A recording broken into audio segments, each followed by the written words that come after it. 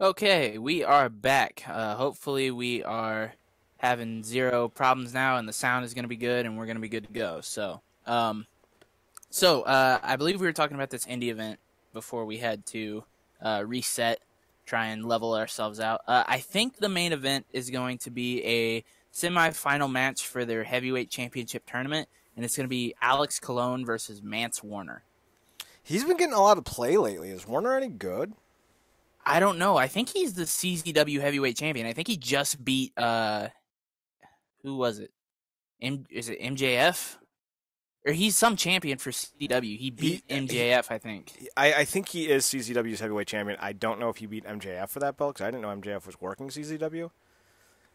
I know he worked for CZW for a while. He was like their live wire champion at one point or whatever it is. Gotta love the WWF references. Yeah. I don't know. The only match I've ever seen of his was the scramble match he was in for Pancakes and Pile Drivers or whatever it was. The match where fucking Man Scout brought out the tent. Oh, okay. He was in that match. But he's probably pretty good. I mean, I don't know. Let me see here. Gringo Loco's on the card. Gringo Loco. He's facing a guy named Kobe Durst. Dominic Greeny is on the card. I like me some Dominic Greeny. He is going to be taking on Lexus Montez. I actually know who that is. With 3 X's, correct? No, just one. No, I'm sorry. That was Lexus. That was, if I remember correctly, Alicia Edwards' persona with 3 X's, Lexus. Okay. With 3 X's. Because she's round 2, there's a UP Heavyweight Championship Tournament Round 2 match. Trey Lamar versus Everett Cross. 6-man tag team match, Myron Reed and the Awesome Odyssey versus YDNB. Let me see here. And then an unsanctioned scramble elimination match, Adam Slade versus Jordan Falco versus Lord Crew versus Trip Cassidy versus Terrell Kenneth versus BMD. Orange Cassidy and Trip Cassidy should have a match to figure out which Cassidy will be the last one standing, because there can be only one. Yeah, I agree. Everyone can do a Connor. Your lamb beer sucks. It's gonna be like a 3-hour event. Cool. So, doors open tomorrow at 5:30, and then it is supposed to last until about 9:30. So I'm expecting it to probably kick off around 6:30. Makes sense. Yeah. It was, $15 for general admission tickets. I got 2 for me, one for me and one for my uncle. We're gonna go see it. I can't imagine that it's gonna be bad. I mean, I went to a really bad indie event a couple years ago. It was at the same place. It's literally at a Moose Lodge right around the corner from my house. Literally like a 5-minute drive. Oh, so it's like a Ohio version of PWG? That kind of lodge? Yeah, kind of. Yeah. It's like a super small, not a super small building. It could probably hold the same amount of people as PWG's American Legion Hall did. Yeah, that sounds about right. I can tell you this: they did sell out of tickets. Nice. So yeah, if general admission is $15 a pop, then before I was able to get my tickets, they sold out of their first and second row tickets. So I can only imagine that those were probably a little bit more expensive. Say 30 probably, I would say. Yeah.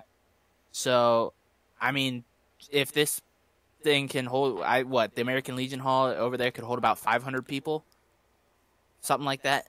Is what they said. That's without having the ring set up or the chairs. So probably 350, I'd say.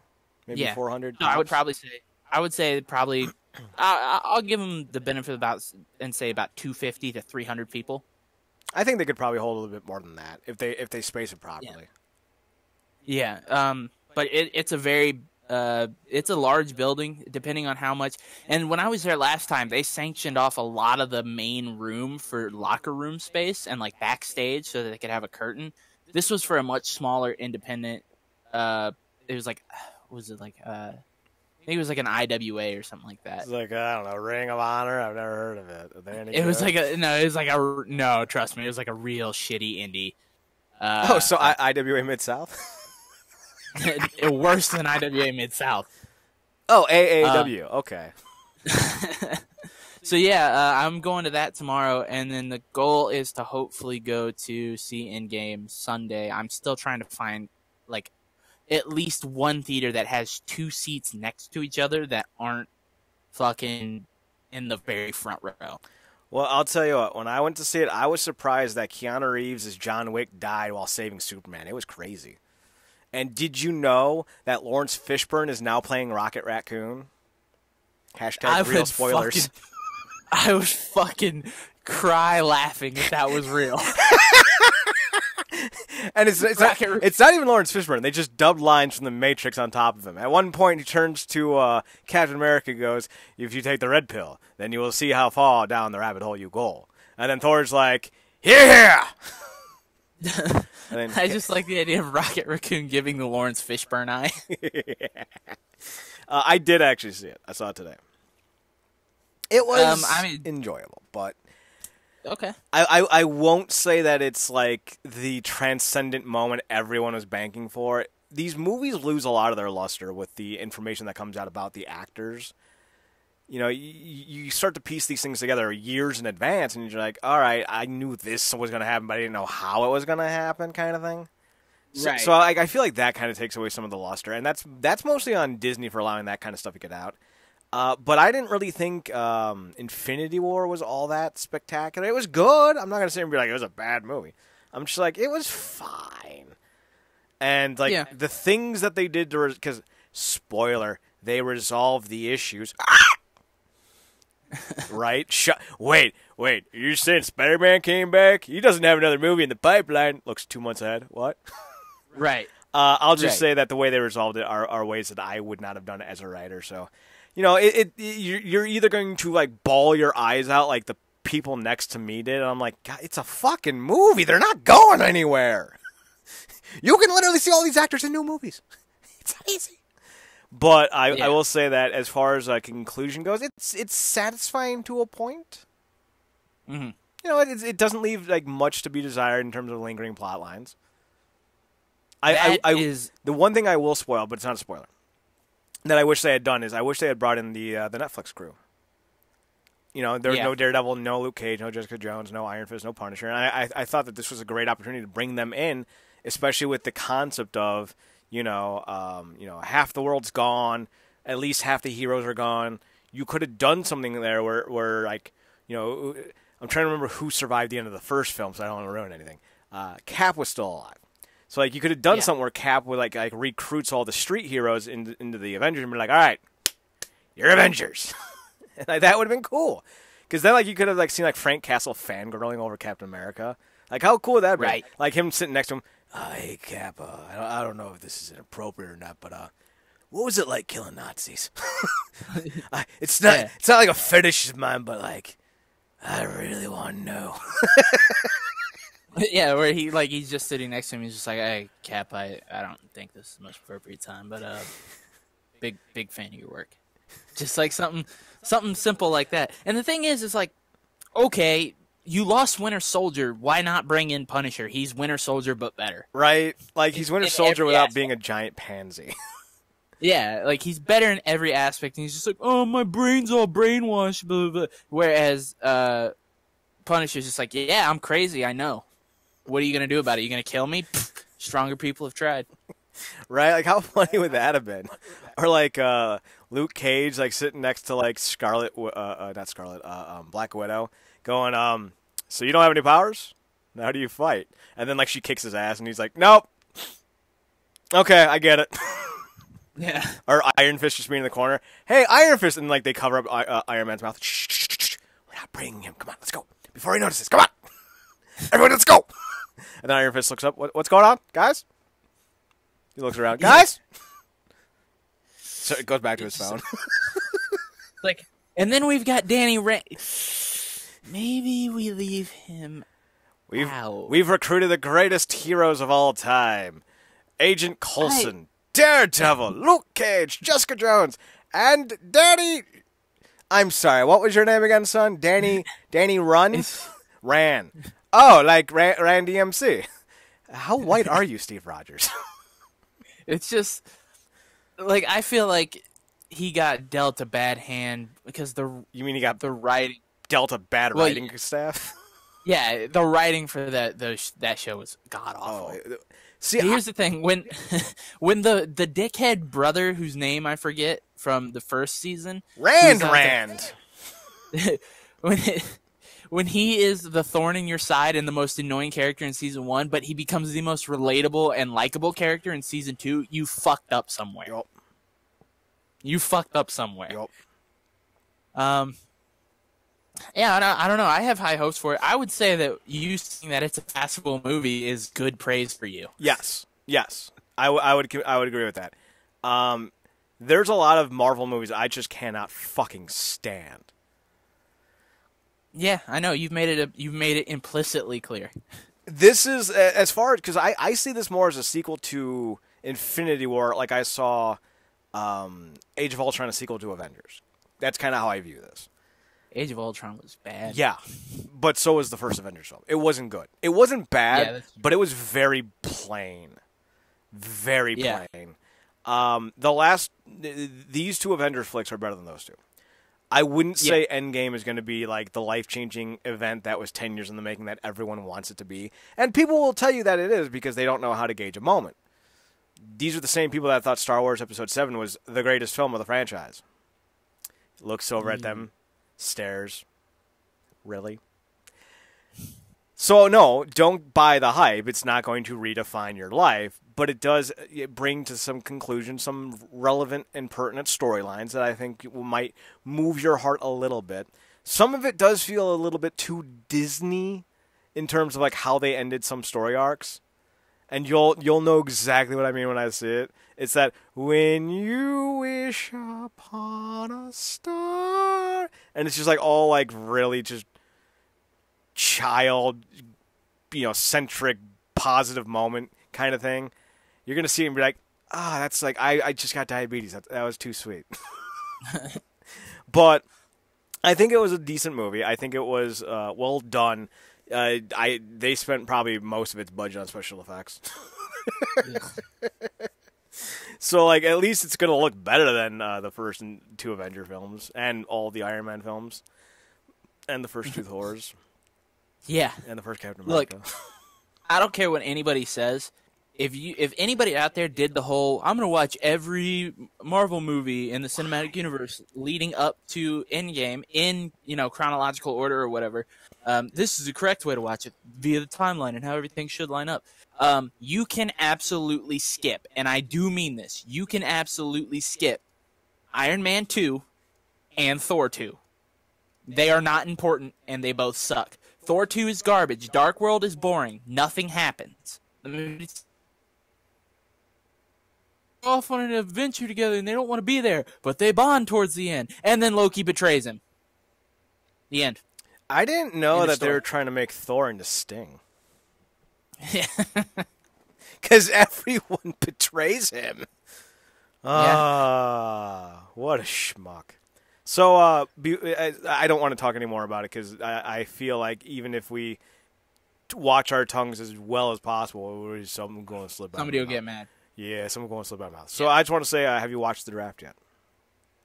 Have I watched what? The Draft. Have you seen any of The Draft? No, I haven't watched anything of The Draft. We got a defensive back for the Cleveland Browns, a cornerback from LSU, Greedy. Great name. Greedy Williams. I'm sure it's a nickname, but still.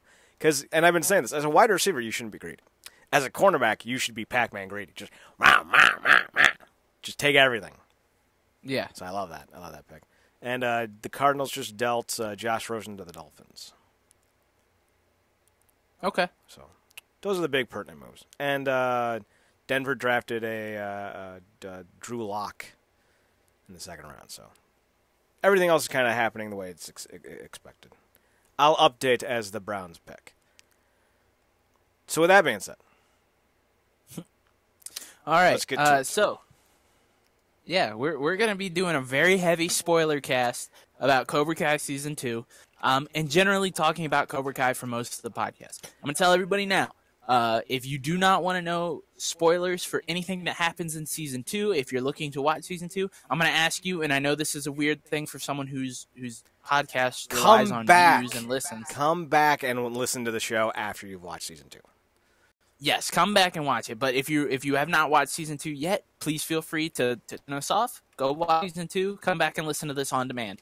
I have a very good feeling that our opinions aren't going to be very different, but are going to be well versed enough after watching the show. I've watched it twice now, just because I wanted to go and give myself a complete refresh before we did this. But I think this is going to be a very good discussion. I'm going to ask your opinion on this in a second, but I'm going to say this before we dive into things like Headstrong. I'm going to say right now this might be the best piece of television-style media airing at all this year so far, and has a very good chance of being that type of like series-based, like a series, not just like a one-off or anything like that. It might have the potential to be the best series-style television-type media going.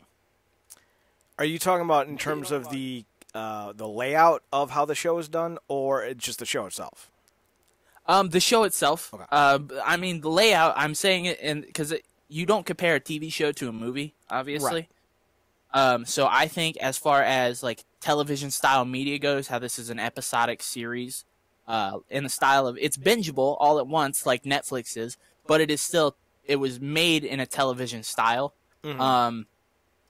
This might be the best thing airing in that style right now. The show in itself, I honestly think from episode 1 to episode 10 might be the best thing I've seen all year so far, and potentially has the ability to, and it's just so good that it could be the best thing you see TV-wise all year. Well, I really think it's that captivating. I consider it more to be a 5-hour movie. Okay. Because I think while there are moments in each episode that define a point of emphasis and might include spoilers, they only really build up to the last episode where the spoilers are truly bountiful. Yeah. A lot of it was character building, which I don't consider spoilers. That's more like an internal feeling towards it. I mean, Titanic was 3 hours, so I mean, you know. Yeah, that's true. So I think it's designed to be a 5-hour movie, and it works that way. It really does, because everything leads into one another. So it's so good that like you get to the end of an episode, and if you're like constrained on time or you're supposed to be sleeping or something, you go, "Can I watch one more?" Yeah, can I watch one more episode? It's really good. Like, I think the first episode's like 40 minutes, and the second episode is like 20 minutes, and then it's back to like 30 minutes on the dot, basically, for each episode after that. The second episode, I think, was like 25, 28 minutes, I think. It was just a shy under 30, but everything else was about 30 to 32 minutes after that. Yeah. And it's really good. All the original cast, not the original cast, but the cast from season 1 is all back, being Daniel LaRusso, Johnny Lawrence, which is obviously Ralph Macchio, and William Zabka. You have the return of Miguel, who is the star pupil of Cobra Kai. Sam Mariduena. Yeah. What is it? Mary Mauser, who plays Sam LaRusso, is back. Tanner Buchanan plays Robbie Keene. Yep.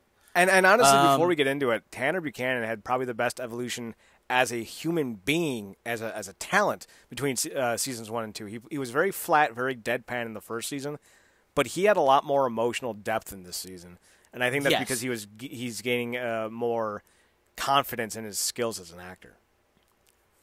Jacob Burton played Eli Hawk Moskowitz. Honestly, one of the more not forgettable characters, but more useless characters in the series. You thought Hawk was useless? Anything revolving around him and his little side story that he has going on with Dimitri. Played by Gianni DiCenzo, by the way. Yeah. Those two doing anything together within the series just kind of like burnt me out. I was just like, I don't care about any of this. I just kind of like zoned past them until we got to something I cared about.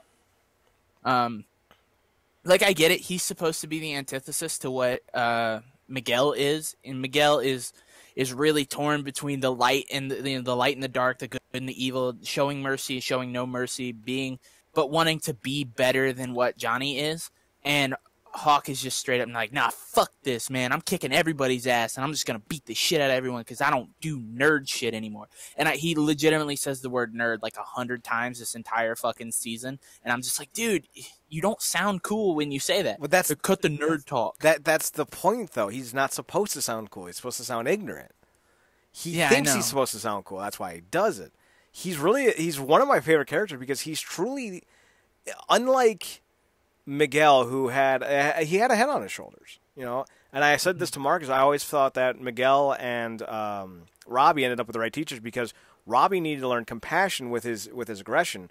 He needed to learn compassion with his confidence, while Miguel needed to learn confidence with his compassion. And they were with the right people to teach them that.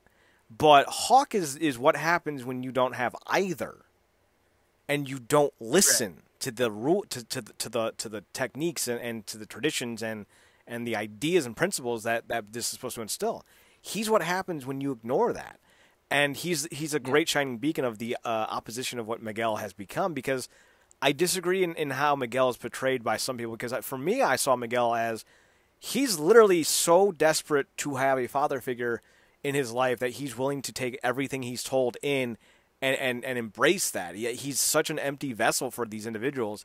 So when Kreese comes in, he goes, we need to show Sensei Lawrence his rightful path.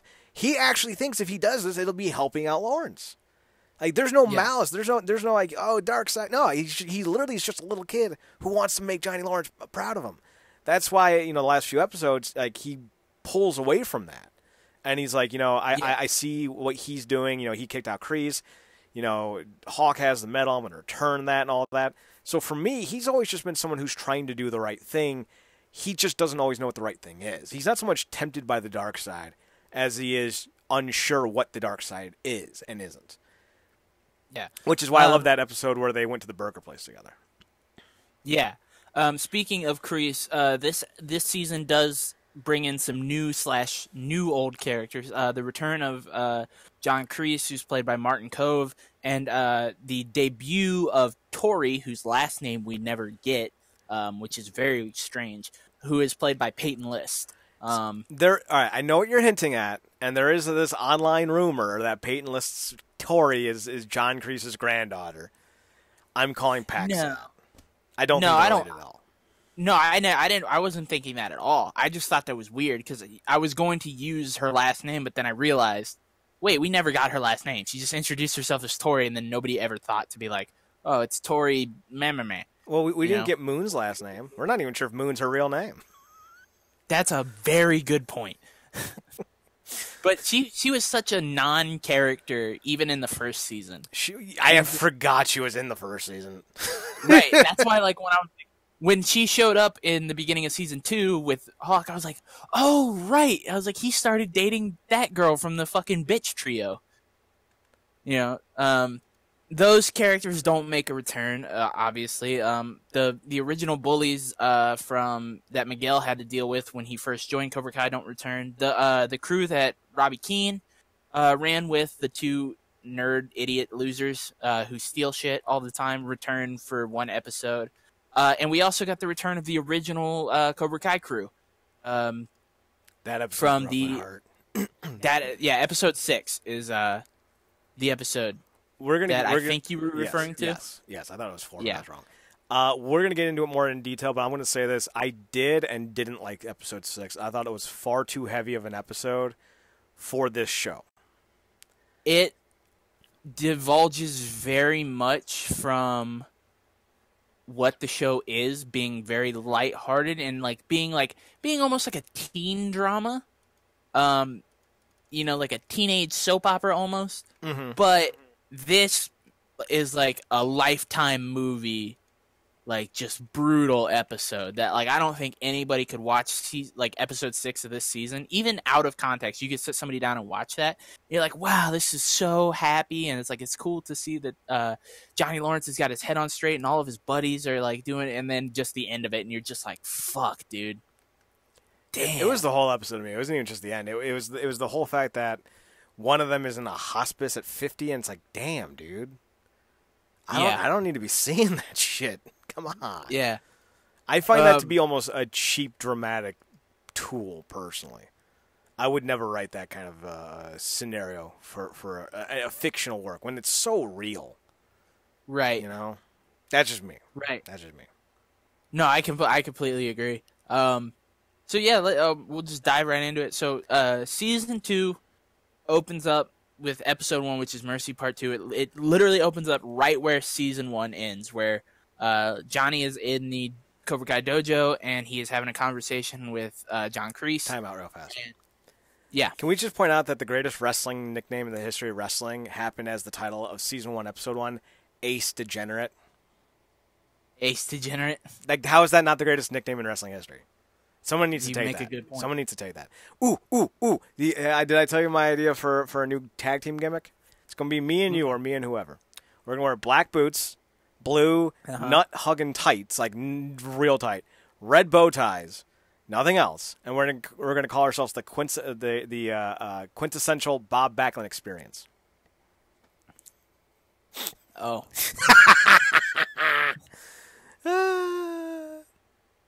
Okay, then. You know you love the idea. I don't hate it. Right. So yeah, it opens up with those two having a discussion and how Kreese is basically like, everything you're doing is wrong. You know, you need to teach these kids not to be pussies, which is a word that gets thrown around a lot. And you need to not show mercy and everything. Johnny and Kreese start brawling. There's a fire in the dojo. They kind of end up on the mat where they're both worn out and exhausted. All in all, for being 70-something? 72, 73. Yeah, Martin's Cove choreography didn't look awful. No, and they used a stunt double for a lot of it, obviously. He's 72. Yeah. But he's also in really good shape still. So it didn't feel unbelievable, and he looked pretty young. Like, he looked like he's in his early 60s at best. And when you look at the world of pro wrestling and the new way people are taking care of their bodies in that industry, and you see just how great a lot of, like, look at Dan Severn at 60. Like, fuck. So the idea of him being still viable at his age isn't that far-fetched because he's in good shape. Yeah. And the fire wasn't that big. It was a little corner fire in a trash can. Little trash can fire, yeah. Yeah. They did end up breaking one of the mirrors. I will say, all in all, the choreography for this season was really good. Ooh, especially in the last episode. Especially in the last episode. You could tell which actors are being trained to kind of do little small stuff and which one are like the stunt doubles who are there just to make things look good. There's a scene in the last episode where Moon has to like dodge out of the way of a kid getting thrown into a locker, and those two kids who are fighting in that scene, you're like, oh, those are stunt doubles. Oh, yeah, easily. They're like, what they're doing is way too good for anything that the other actors have been doing all season. The actors actually were interviewed about how much experience they have with martial arts, and it was Tanner Buchanan, who plays Robbie. He said he had some. I think he said he had a green belt in something. And when he came back, he got more into it. Season 1, he didn't really have the same grasp, but in Season 2, he'd gotten back into martial arts and expanded past his repertoire because he wanted to be more involved with those scenes. While Zolo Maridueno, the guy who plays Miguel, had less experience, but he and Hawk both revealed that a lot of their training actually involves boxing for the show, which is why you see a lot of punches being thrown, which makes sense. Yeah. I mean, you're not going to see karate chops anymore. It's not. So I thought it was pretty cool that they were using boxing techniques also to help train strikes. So I thought that was pretty cool. Yeah. So after the first kind of scene, it goes into.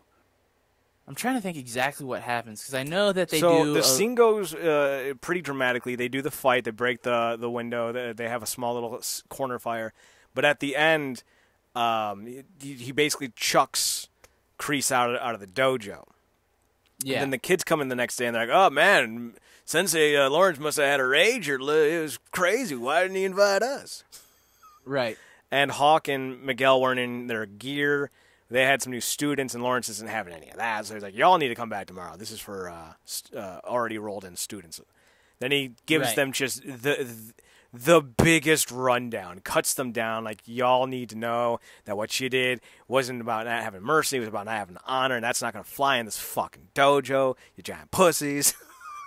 Yeah, pretty much. And he literally is like, we're not doing this shit anymore. He's like, maybe what I tie, and he has throughout season 2, he has like 6 one-on-ones with Miguel, where he's like, listen, if I'm being extra hard on you, it's because I want you to be better than me in every possible way. Mm-hmm. And he tells him straight up, it's like, it has nothing to do with who you were fighting, but the way you were fighting. Mm-hmm. I don't want you to end up like me. And like, that's the biggest thing to take away from season 2, is that Johnny is legitimately trying to change Cobra Kai for the better. And the return of John Kreese is kind of hindering that, but you can see throughout the progression, he has to fight through his rivalry with Daniel LaRusso and through his relationship with John Kreese in order to continue pushing Cobra Kai in the right direction. Right. So other points from the episode that I think are relevant but not necessarily talking points. This is the first instance of Samantha blocking Miguel on Instagram. This actually does, for some reason, I read someone on Polygon review this. They didn't really do. They did a great job exploring how the relationship ending between Samantha and Miguel affected Miguel. They did. And the dumbass reviewer on Polygon did not apparently watch the full series or any of it, because it was pretty evident that Miguel was brokenhearted for the first 3 or 4 episodes. Like, it was obvious. Oh, yeah. So he's upset about that. Miguel's mother is very concerned about this dark nature because she saw the fight at the All Valley tournament. She wasn't happy, and and that was the moment where Lawrence was like, "I'll make sure that he turns out right. You don't need to worry about that." And that was also part of the reason why he was so adamant in changing how Cobra Kai was going about their business, was because of the fact that he saw that too. I do think that he was concerned for his son at the end of season 1. But I also think it was more because he saw what Miguel was taking from the lessons, and that was something Johnny didn't want to instill in him, because he does love Miguel as a son. So he's got these 2 sons in his life that he's trying to handle differently, but show the same affection to, and it's difficult, and I get that. Then, of course, that was pretty much all the stuff that happened prior to the confrontation at the dojo with the students. He makes Miguel and Hawk do the push-ups. Love that. That was great. And things kind of settle down until Johnny goes to get the glass pane for the dojo replaced. And he goes to some fucking Lowe's or Home Depot, whatever it is. And we meet, I have to imagine, Swisher's favorite character ever. Fucking no. So I don't remember his real name, but he eventually starts calling himself Ray, as in Stingray. I don't think they ever gave him a real name. No, they did. He didn't introduce himself to Johnny at the place, and he goes, and then they refer to him as Chubbs from then on out. I could have sworn they gave him a name. Let me double check. They might have, but I know that he was either Chubbs or Stingray. Stingray. Old Fuck dude. Stingray. All right, they seem to. He seems to just have a bunch of nicknames. Yeah. Fucking Christ. My favorite part was when the 2, they looked like offensive linemen. The big black and the big white kid came in. And they're trying to think of a nickname for them. How about asshat and fuckface? Or ugly dude and uglier dude? And then Miguel's like, guys, they're just busting on you. And we both know it's asshat and douchebag. Yeah. It's assface and douchebag. That's what it was. Like, that was a great Miguel, high five. That was comedic timing at its premium. So anyway, So Lawrence is in the Home Depot. He's buying the replacement, and the guy's like flirting. He's flirting with him. That's the best way to describe it. This dude has a boner for Johnny Lawrence, and Johnny notices Robbie and Daniel, and he goes and says hi to Robbie, but Robbie doesn't want any of his shit, and he basically says fuck off and says Daniel is a better man than you'll ever be. And Johnny, I took that scene as Johnny silently acknowledging that that's not wrong. Because usually when he's confronted with something that he believes isn't true, he'll speak his mind. But he didn't there. And the only other stuff that was going on with Daniel and Robbie was they got Sam back into karate and they started cleaning up, or maybe they didn't start yet. But the idea is that they're going to reopen Miyagi-Do at Mr. Miyagi's old house. But, no, they do get it all cleaned up and put together, and at the end of the episode is when Sam joins up with them. Okay, so there you go. And it's just like, the thing is like, this is like the first big moment for LaRusso to realize that just because he's teaching Miyagi-Do again doesn't mean he's doing the right thing. Yes. Because Robbie comes out and he says, how'd it go? And he said, same as always. He cares more about his stupid rivalry with you than he does about me. And Daniel has this moment of realization like, fuck, man. What are we doing to these kids? Like, we're really taking children and pitting them against each other because we can't hash out our differences. You know? I didn't get that from him at all. Not until the end. And I'm gonna be bold when I say this. I believe in season 2 they definitively put a proper hero and villain in the story. And I do believe that LaRusso is the villain. I'm 100%. Camp Cobra Kai. Because the thing, so am I. And the thing is like, you get to episode 9. It's either the end of episode 9 or the beginning of episode 10. And you know exactly what I'm talking about, where he goes over to Johnny Lawrence's apartment. Yeah, okay, so it's the start of 10. That right there is like the turning point for LaRusso, where he's clear-cut the villain, where instead of reacting rationally, he does exactly what he would do if he was part of Cobra Kai. He struck first. I think it actually happened before then. I'm not saying that you're wrong. I'm saying that there was a moment that definitively described who Daniel LaRusso is. Yeah. When Dimitri can't figure out how to do the steps, you look over his shoulder and LaRusso is throwing a shit fit. He's waving his arms around and he's just like to himself watching this kid struggle. And you think, that's not how Miyagi was. And then you think about how Lawrence was in season 1 with, Miguel was terrible. He was garbage. And, every time he screwed up, he's like, get up and do it again. And he was on him. He didn't give up. He didn't change his demeanor. He was consistent in his degradation of Miguel. Like, he was not going to change who he was.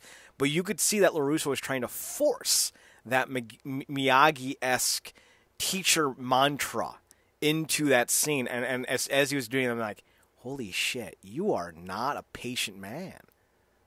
And that's when it occurred to me. So when episode 10 happened, I'm like, ha-ha, villain. And that's the thing, is like, I think the whole point of season 2 is the switch of perspectives, where it just goes to show that just because you had a Mr. Miyagi in your life doesn't mean you're going to be the Mr. Miyagi for everybody else. Right. I think the best way to put it is LaRusso is the one that has the life everyone wants.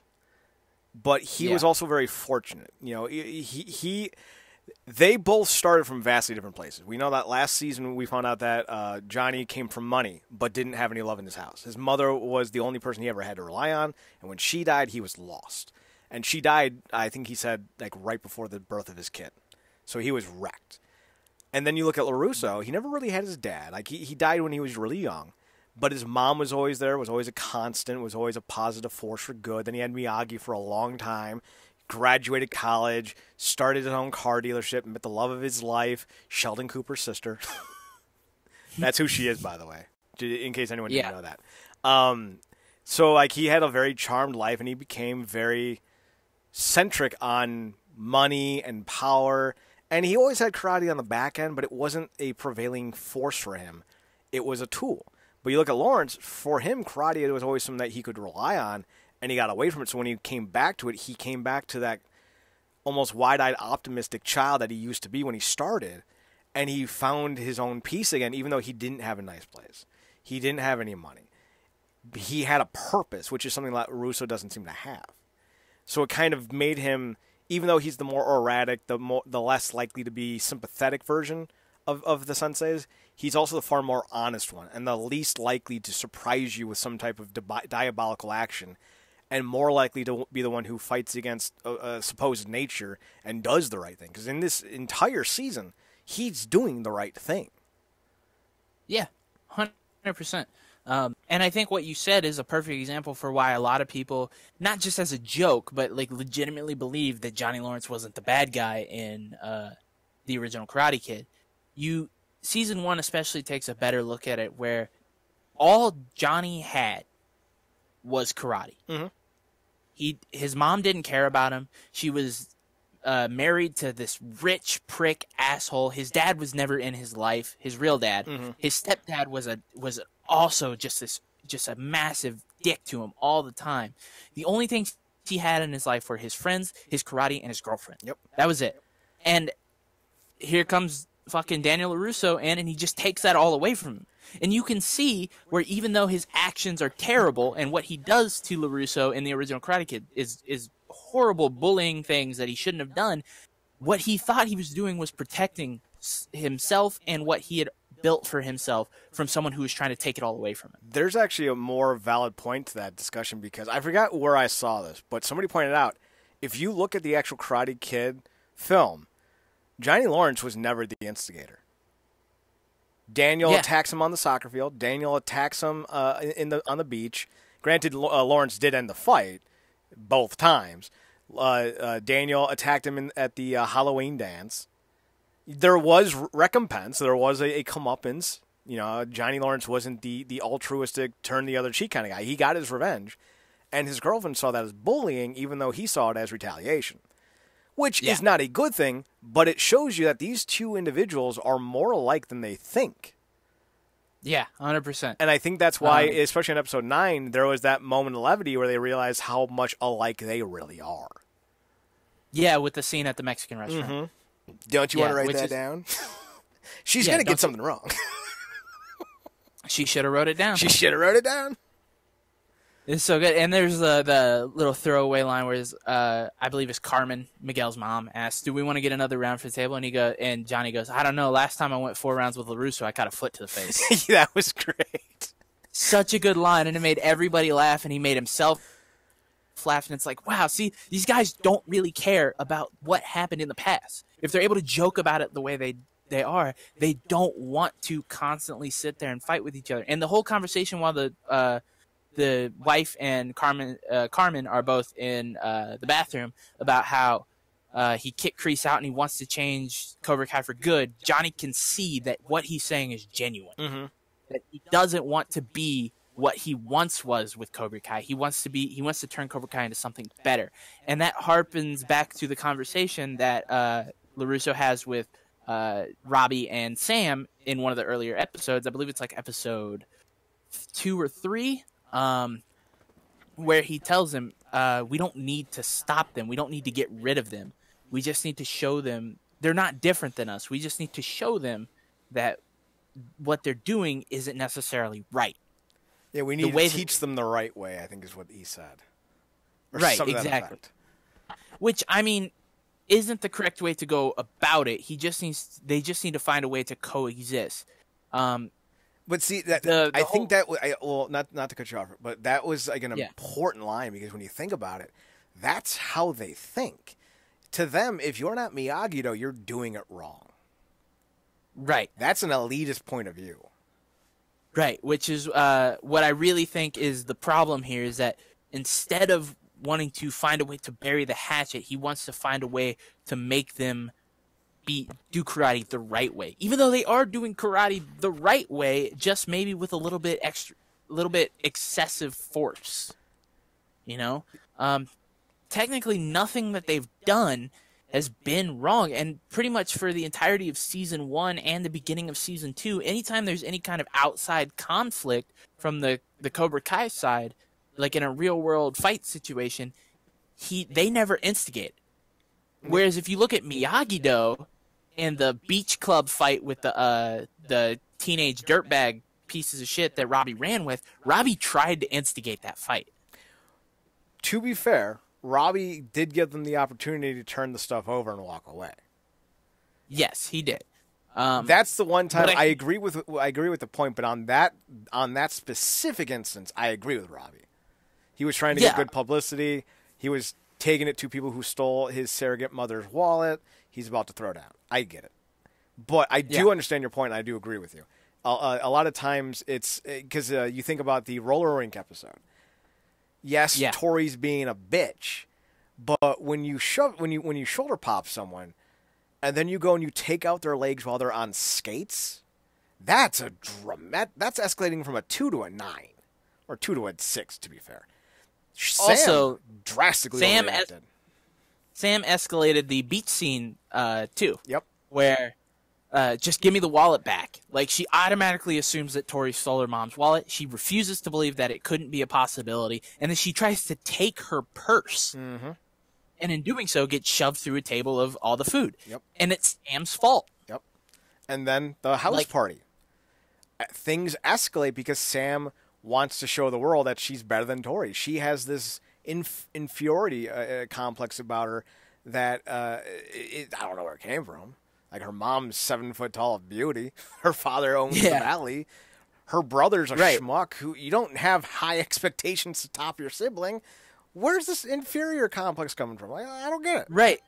And then also look at you were previously dating the karate champion, the All Valley karate champion, and now you're with the runner-up who is literally like Alicia Robinson, her friend, literally calls him Abs in the beach episode. She goes, so it's just you and Abs by yourself all summer.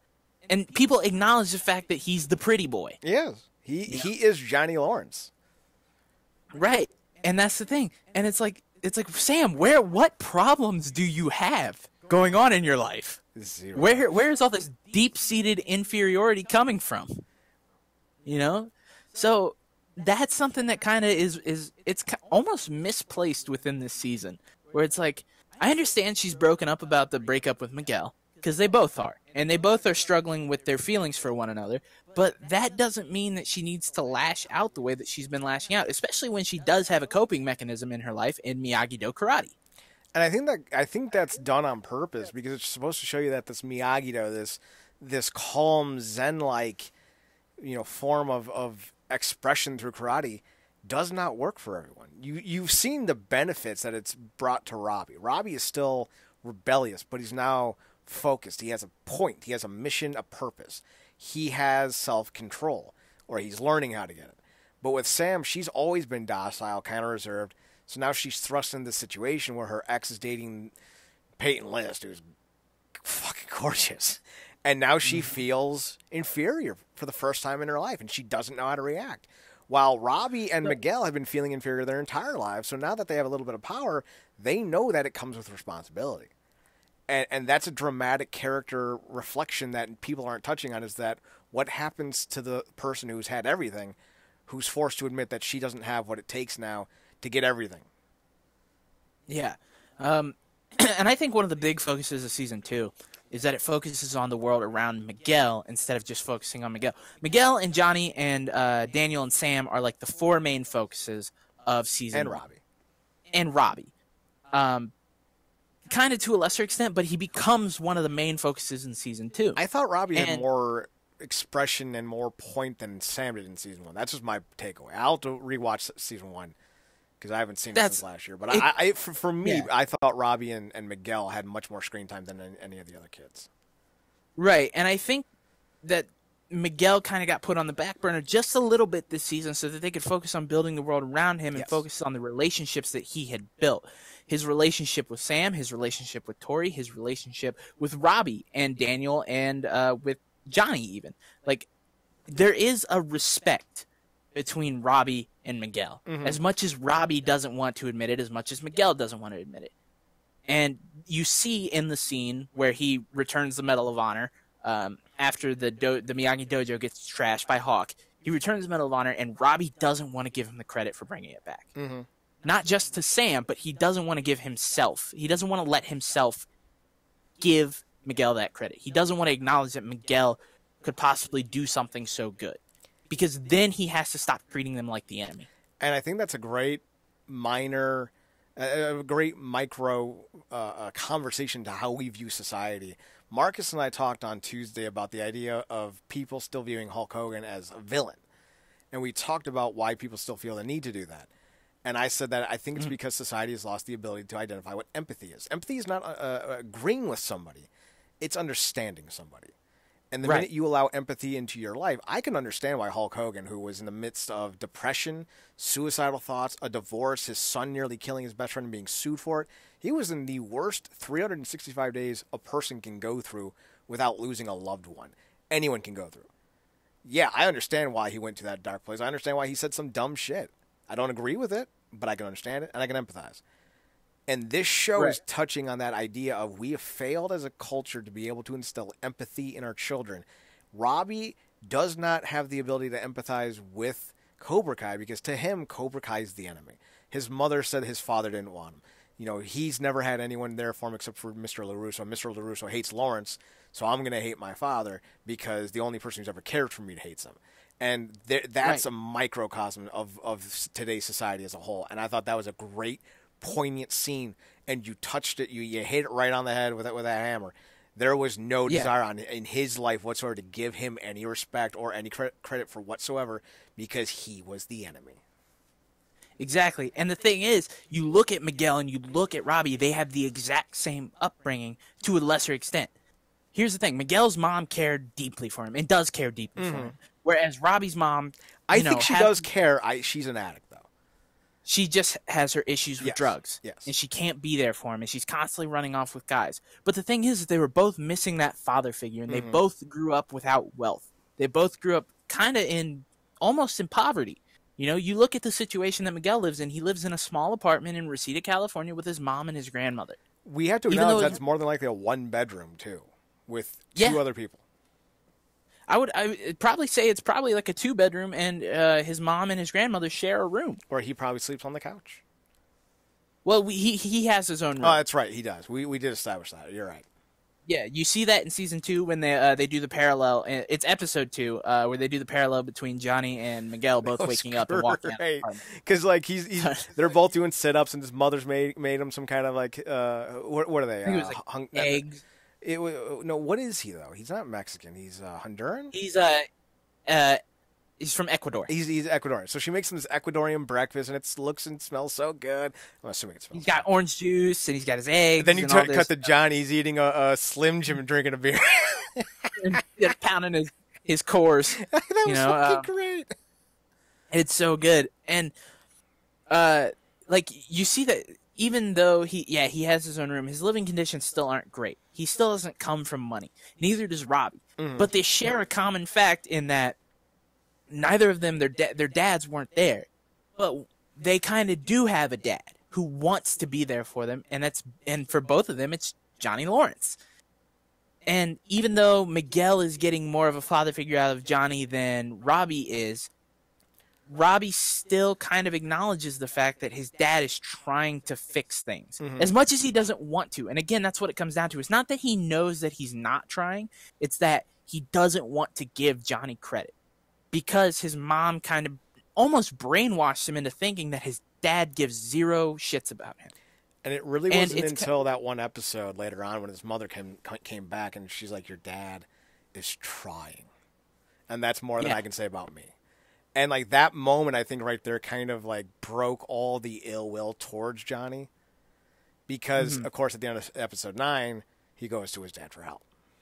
Yep. And then you see at the beginning of episode 10, they have that moment. It's almost their I love you moment where he says, thanks for driving me today, Dad.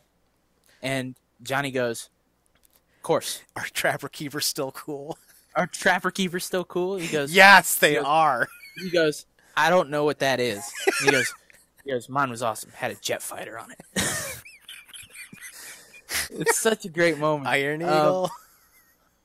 He's like, what kind of women are you interested in? When he's setting up the dating app for him, he goes, stupid question, super hot babes. He goes, what are your likes? He goes, what are my likes? What am I supposed to say? Long walks on the beach. I like muscle cars, karate, beer, and Iron Eagle, and Iron Eagle 2.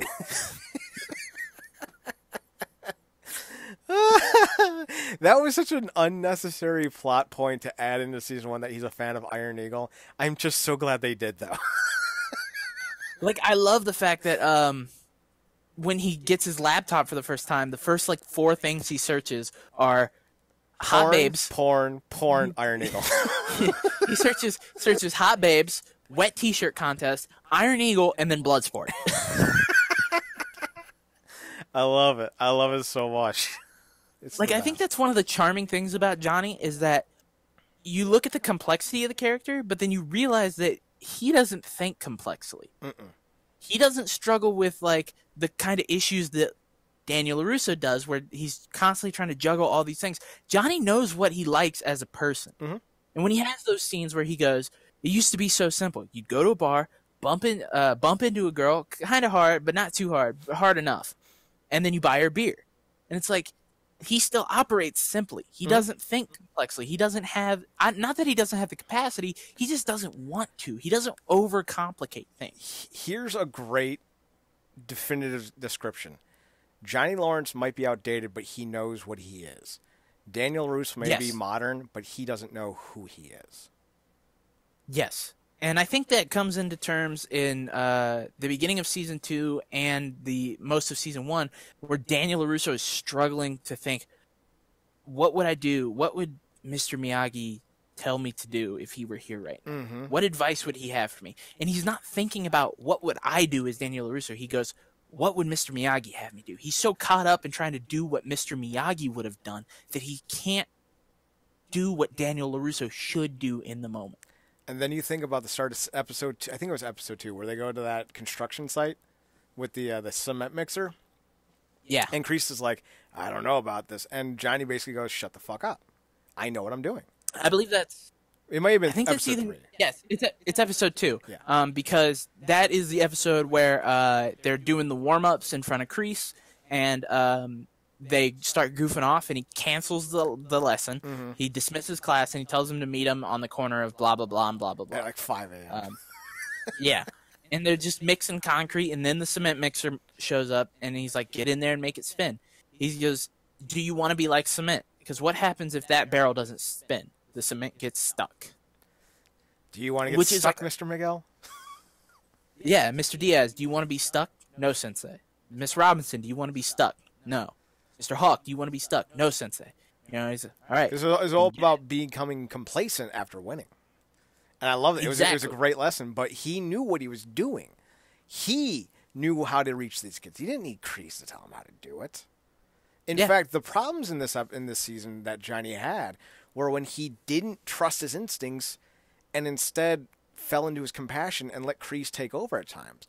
That was where the issue started with the Cobra Kai as a unit, was when Kreese got his paws into them. So that even further compounds the idea that Lawrence knows who he is and how to succeed. He's just never had the motivation.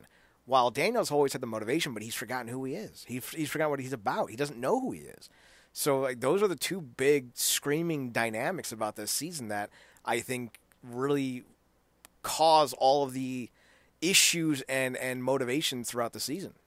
One person gives up what he knows, the other person doesn't realize what he knows, and it's fantastic. Right, and then you get into the discussion of, well, who's the better overall teacher? Because here's the thing. LaRusso can connect with all of his students, for the most part, on a level that is beyond what Johnny is doing. Johnny is very emotionally connected to Miguel, but you look at his teachings with Hawk and Tori, and you realize that Kreese had a bigger impact on them than Johnny Lawrence did. Because I don't think he had that emotional depth that he had with them that he has with Miguel. And I think if he had had time to sit down and talk to either one of them, I'm not saying they had to do both of them, but if he had sat down and talked to Tori, or if he had sat down and talked to Hawk, maybe he could have saved one of them from traveling down the path that they're going. Tori is now, after the end of episode 10, really on a path of no redemption. You know her and Miguel are done. And you know that she is this angry, bitter, just not horrible, but she's very, very angry. She feels like she has been cast aside from people who, almost like the lot in life that she's been given, talking about her mom in that episode and how she was fired from that restaurant because she was bringing home leftovers. She feels that the world has no place for her. She feels like the most genuine villain in the series. Yes. While Hawk is... And not even that she's a villain. I know, actually, I do think so. I do think she's a villain, because it's one thing to be given a hand, because we've seen it. This whole series is about people who've been given a rough hand. Yeah. But even Hawk had that moment in I think it was episode 9 with Dimitri, where he's like, wait, the new Doctor Who's a girl? What? Yeah. So he's still very much himself, but he's so conflicted, and he doesn't know what he's about. You know, he was bullied and picked on and made fun of for so long that he doesn't know how to not be a victim, so he goes to the other extreme. He's somebody who doesn't have balance, which is another key point of emphasis for this season, is balance. Yeah. But with Tori, her mom got fired from a job, and now she hates the world, and now she steals things. Yeah. That seems like a rather overreactive stance, and it seems like someone who's looking for a reason to indulge in misbehaving, as opposed to the others in the show who find themselves misbehaving because they don't know how not to. Right. So that's why to me, I think Tori is a more true Kreese-like villain than anyone else, because she wants it that way. Yeah. I think that if things had gone a little bit differently, there probably would have been a little bit of bringing her away from that. This is where we're going to disagree. I think that her relationship with Miguel could have mellowed her out a little bit, had Miguel truly been invested in the relationship. Here's the problem with that, though. I believe she was only with Miguel because he was a top-notch fighter and was really good at beating people up, and that turned her on. She wanted to be with the bad boy. I mean, you could be right, only because we know so very little about this character. Exactly. I hope in Season 3 they bring her back. Because I didn't even know she was in Season 2 until I saw her. I'm like, is that Peyton List? I know who that is. That's like the first big get for that show, by the way. It's super weird because, like, I don't know if you agree with me, but I think Mary Mouser and Peyton List look very similar. At least, like, body-wise and also their facial structure. I don't think they look Not to say that they look exactly alike. I think they just look very similar with the way that they wear their hair and everything like that and their facial structure. To me, it was almost like, wow, it's kind of like the reverse Sam has showed up. I don't see any real similarities. I do agree that some of their hairstylings were similar, and that could have been done as a way to try to superficially give us the idea that they have more in common than we think. But Mary Mouser's 5 foot. Peyton List is 5'8". Right, I understand that, but right? I'm saying, like, I'm not talking about, like, the height. I saying, think like, Mouser has more of a compressed chin and face. Like, she looks kind of mousy, while Peyton List has a much more broad, much more adult. She has a sharp jawline. Yes, she does. She's got and that. That is not a bad thing. No, she's got that Hulk Hogan, Randy Savage jawline where you know that's a jaw. So I'm just gonna throw this out there real quick. Who is the Crimson Chin? Is that the dude from Fairly Odd Parents? Yeah, that's Peyton List. She's Crimson Chin. Just gonna throw this out there real quick. Peyton List, 21 years old. Mary Mouser, 22 years old. I am 23. So if either of you are listening to this, and I know you are, I am single. If any of you are listening to it, and I know you are, and you have daddy issues, I'm 32. I'm like a young daddy. It's still crazier because if you've been watching Flash, the woman who's playing Nora West Allen is 34, and she's supposed to be playing in her early 20s, and she's older than the people who are playing her parents in that show. Yeah. Dude, Hollywood is weird. Yeah, it is very weird. And, like, the thing is, like, I assume Tanner Buchanan and Zolo Mardin... Early 20s. Both in their early 20s. Again, you know, I would assume most of the characters who are playing teenagers are all in their early 20s on this one. You know, I think the same thing happened in Punisher Season 2 with, what's her name? It's Georgia something. She plays the blonde who Frank has to protect throughout Season 2. She's also in, like, her early to mid-20s, and she plays, like, a 17-year-old. Zolo's actually 17. Is he really? Yes. According to Wikipedia. Oh. I am Googling the ages. And Tanner's 19. Okay. And Tanner's my height, so that gives me hope. He's 5'7". Well, look at those two, punching way out of their league. Right. Hawk is 19. That's it for Wikipedia's. Yeah.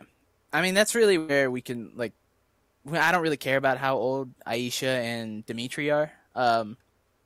Dimitri's 45. Come on. That dude's the most neurotic 17-year-old I've ever seen. The way he fucking talks, you'd think he's in his 50s. But the thing is, I know a hypochondriac. I knew teenagers like him. I did. Man, he pisses me off in this show. I love him because he's the least secure in who he is, but he's aware that he's insecure. So it gives him this really, really profound point of view. Right, and that's great, and I'm glad that they included a character like that. But there's the scene where he gets punched by Kreese, and Miguel tells him tells Lawrence what happens, and Johnny goes, "Well, knowing Dimitri, he probably earned it."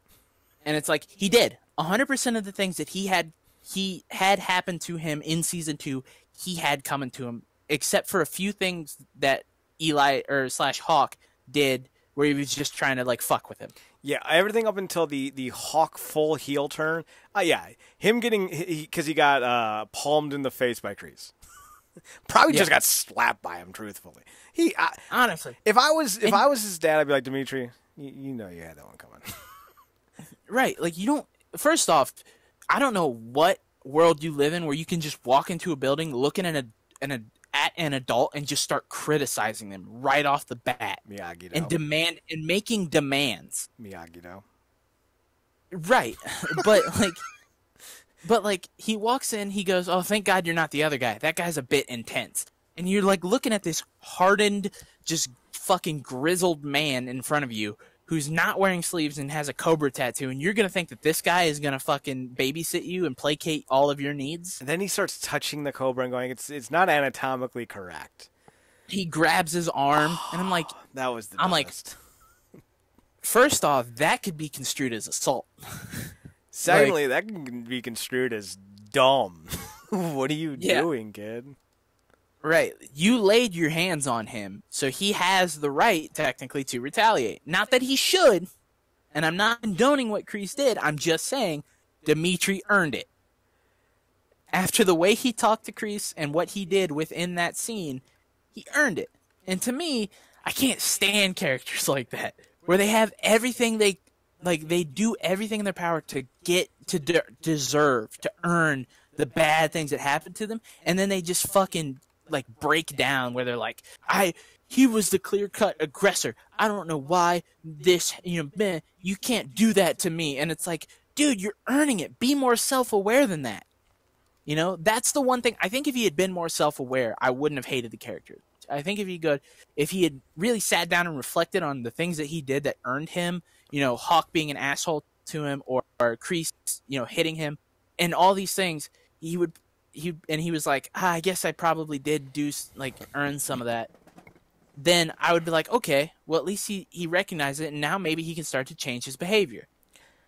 He's one of the characters, like Hawk, that has no real change throughout the series, besides just trying to be almost an annoyance, but more so in the fact that, Hawk is even Hawk has more change than Dimitri does. Well, he has that scene with Dimitri where he goes, oh, the doctor, blah, blah, blah. But Dimitri's just like, yeah, whatever. I'm a fuck. I'm going to continue to say things that are going to get me in trouble. The thing is, there has been change between the two of them, but they're not as radical or as polar opposite as we've seen from Robbie and Miguel. You look at Dimitri, he's very neurotic, and he has no self-confidence, and his only real strength is his wit, so that's what he uses. He's extremely scared. He jumps at the sight of things. He's not someone who has any belief in himself. So he tries to rely on being intelligent because that's his one strength. And it rubs people the wrong way, and he knows it. And he admits this. But he's looking for a way to not be scared anymore.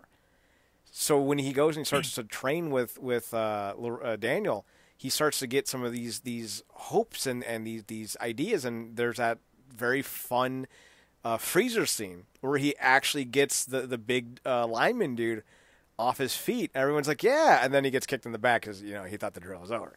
But when episode 10 rolls around, you see that, and he even says, I'm not afraid of you anymore, Hawk. Or Eli, because he doesn't call him Hawk. He just calls him Eli. I'm not afraid of you anymore, Eli. And then he runs from him. I mean, he's very smart. He's a very smart boy. But you look at Hawk, and he's even more so. There is no change in the sense that he went opposite, but there's a change in the sense that he went further in. Whatever you want to call this Hawk persona, as more of a heel trope, if you will, he embraced it even more this time around. It got deeper. It got more prophetic. It got more indentured into who he is as a person. Because it starts off with him, showing off his new addition on his tattoo, and Moon going, I like this and I like this, but I don't like bullying, whatever. But he goes into more of a bully after she breaks up with him, and he, by the end of the season, that's all he is. He's someone filled with rage and hate. And before, he had so much more in him.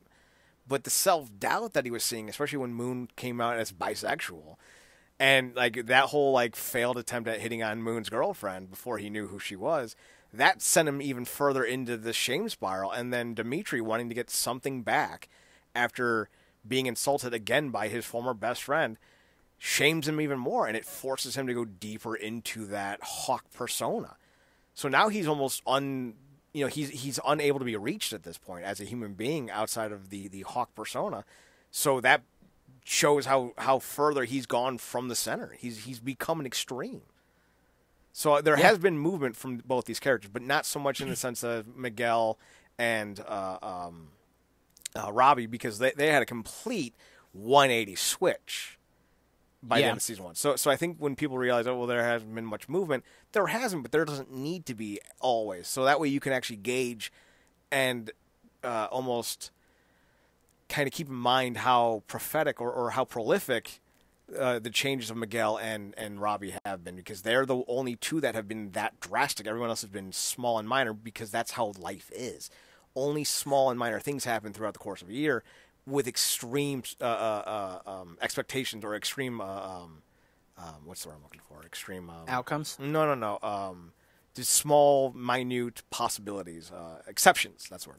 With the only extreme exceptions being the outlier. So this feels to me like everyone has been moving to some degree, and that's good. Yeah. But I do agree that Dimitri does, to some people, has a very grating personality. I like that personality. I think that's a personality that shows someone, because it's the most insecure personality you can have. It's the most obvious insecurity. And I think that helps make him sympathetic, but also but it also helps show you that LaRusso has a huge task ahead of him to bring this young man out of his shell, because look at how neurotic and how uncoordinated and how scared he is at everything.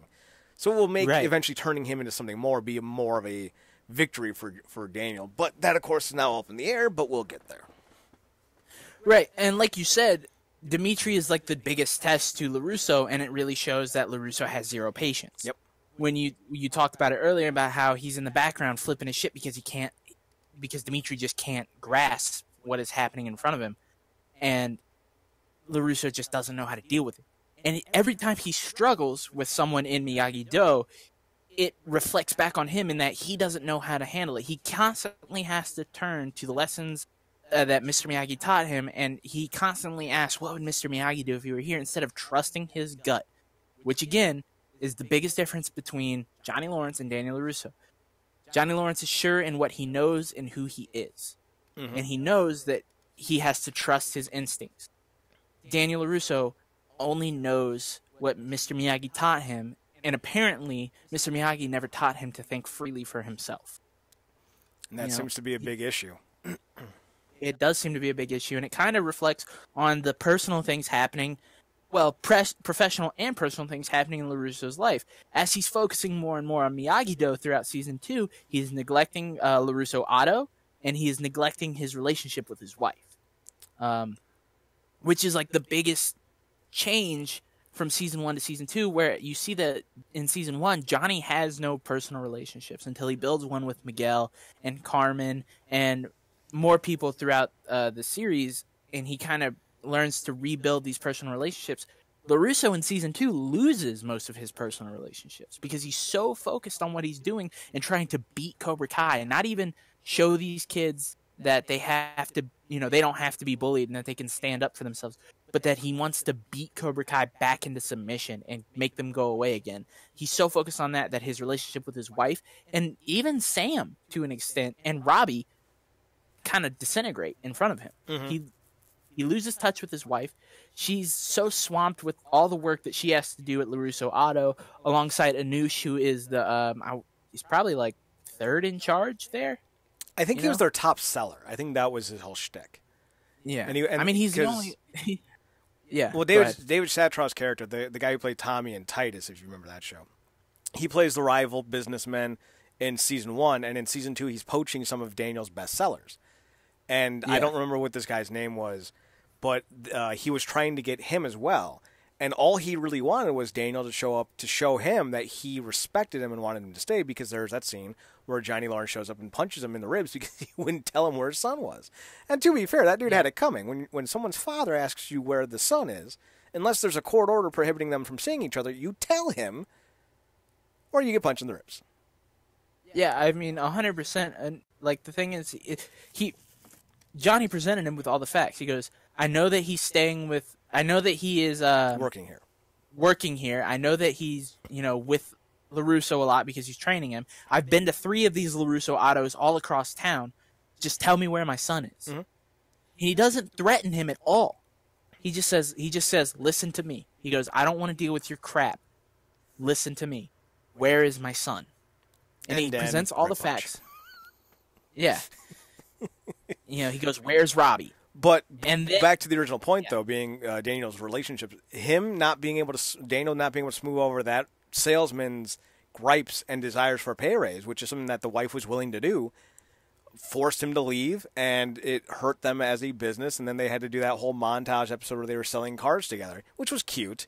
But actually that happened before he left. Oh, that happened before they left. So that was episode 2. So that basically, though, compounds the relationship dynamic between him and his wife. He couldn't be there for one of the most important meetings that they've had all year. All because he was training kids in a freezer. Like, think about that. That's what he has to tell her. I was training children in a meat freezer, and I could not come to my work meeting. That's insane. Yeah, 100%. That's insane.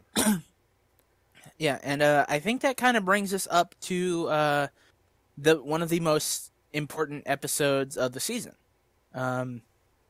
We've kind of discussed everything up to season 2, episode 5, because we already talked about All In, where Dimitri is now a part of Cobra Kai. Daniel struggles with trying to teach him. Johnny's we didn't talk about Johnny's trying to repair the relationship with Kreese. He tails Kreese to the veterans home. Is it a veterans home? I thought it was just a homeless shelter. It might just be a homeless shelter. But that being said,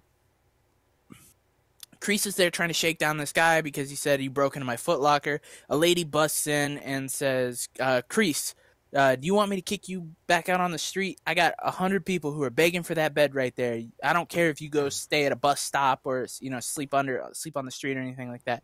And you see Kreese say, "No, ma'am." We need to touch on something else with Kreese, because this was very. Now, I don't think the actor who plays Kreese is racist. Let me just point that out. The man who plays Kreese is probably one of the most humble and nicest guys in the world, because he's done all these interviews up to it, and he's so engaging. But Kreese is a racist. Yeah. He mocks the Hispanic shop clerk down from Cobra Kai, and he even says, "Learn to speak it." Now we don't know what we know what he's implying, and then he goes, "If you don't like it, leave it." And Johnny's just like, "You're racist." And then when he's talking to this woman, who's a black woman, you can almost say he's gritting his teeth and going, "No, that won't be necessary." Almost like he's almost ashamed to have to give his power to a person of color. There's actually another incident in season 2 that also proves your point, where he says, "What about that little Mexican kid that you're teaching?" And Johnny says he's Ecuadorian, and Kreese just goes, 1 in 6. And it's like, what? Wait, whoa! Like, whoa! You just dismissed an entire subset of Latino culture by saying that they're all basically the same. Like, man, this guy really is a racist. He is. Yeah. But that's not that surprising when you think of who he is, what he's been through, what he blames because he's constantly saying they're soft, they're pussies, they're cowards, and he has no respect for them. In fact, he outright doesn't seem to even care about Miguel. He takes to Hawk, of all people. There's a reason for that. Although I think if he finds out that Hawk's last name, because Hawk is definitely Jewish. Moskowitz. Come on. Yeah, that is definitely of the Hebrew faith. If he ever finds out about his last name, he might freak. Also, his name is Eli.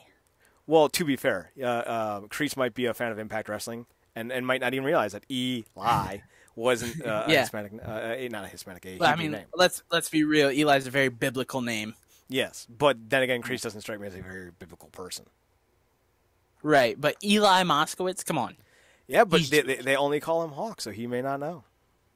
Yeah. Oh, no, I was just reaffirming your point. Yes. He's definitely Jewish. 100% Jewish. 100% Jewish. He likes the matzo balls and the dreidels. Bagels. Uh-oh, what happened to all the bagels? The what?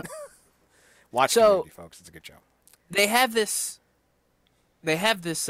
moment in the homeless shelter where he basically kind of recounts what he's been doing after he faked his death twice, which is just a really weird tidbit of information to know that that's canon within the universe. Well, didn't he fake his death between 1 and 3? I believe so, yeah. He faked his death between 1 and 3, came back in 3, and then faked his death again, apparently. I hope we get the Steven Seagal-looking motherfucker back. He was great. The guy from 2? 3, from 3. 2 was where they go back. No, 2 was where they go to Japan. Well, oh, yeah, that's right. And 3 is where he joined Cobra Kai, right? Yeah, because it was Kreese's former Army running buddy. And he's the one that convinces Daniel to come train at Cobra Kai. And he makes Daniel, break boards and, break his hand in the process because he's just a fucking masochist. That dude was great. Well, then they fuck up the timelines themselves. What do you mean? Because when he's talking about the time he joins Cobra Kai, when he's trying to talk to his students and, let them know that they're not the enemy, he says that he joins Cobra Kai right after he wins the first All Valley tournament. Yeah, because in between, the second film only happens the whole trilogy of films only happens the span of 6 weeks. Yeah, okay, so, that's right. The trip to Japan is a week, and then as soon as they get back is the start of the third film. That's right. It's really chronologically. Which is very weird considering the pacing for Cobra Kai, where we've gone through 2 full years. Season 1 takes place throughout the entire school year. Season 2 takes place throughout the entire summer. Oh, you might be right. No, I thought it was longer than that. No, I think you're right. I think you're right. Because the whole point of using Cruel Summer was because it was during the summer. It took place over the summer. Yeah. The first day of school was the end of season 2. That's right. So we've gone a full year now in 2 seasons. So Pretty they're much. doing the One Tree Hill motif. And that's a good thing because, as anybody who's a fan of this podcast knows, Chad and I are huge fans of One Tree Hill. It's a little shocking, but it is true. For knowing who we are as people and the things that we like, it's very shocking to think that Swisher and Chad are fans of One Tree Hill. I like pits with mosh pits. I like punk music. I like pretty women. I love fighting. I like One Tree Hill. Yep. Here's the thing, man. I like martial arts. I like football. I like professional wrestling. I like blood, guts, gore, and guns. I like One Tree Hill. All right, so I got asked, Brooke or Peyton? Why would you? We're doing it. It's got to happen. It's got to be a question.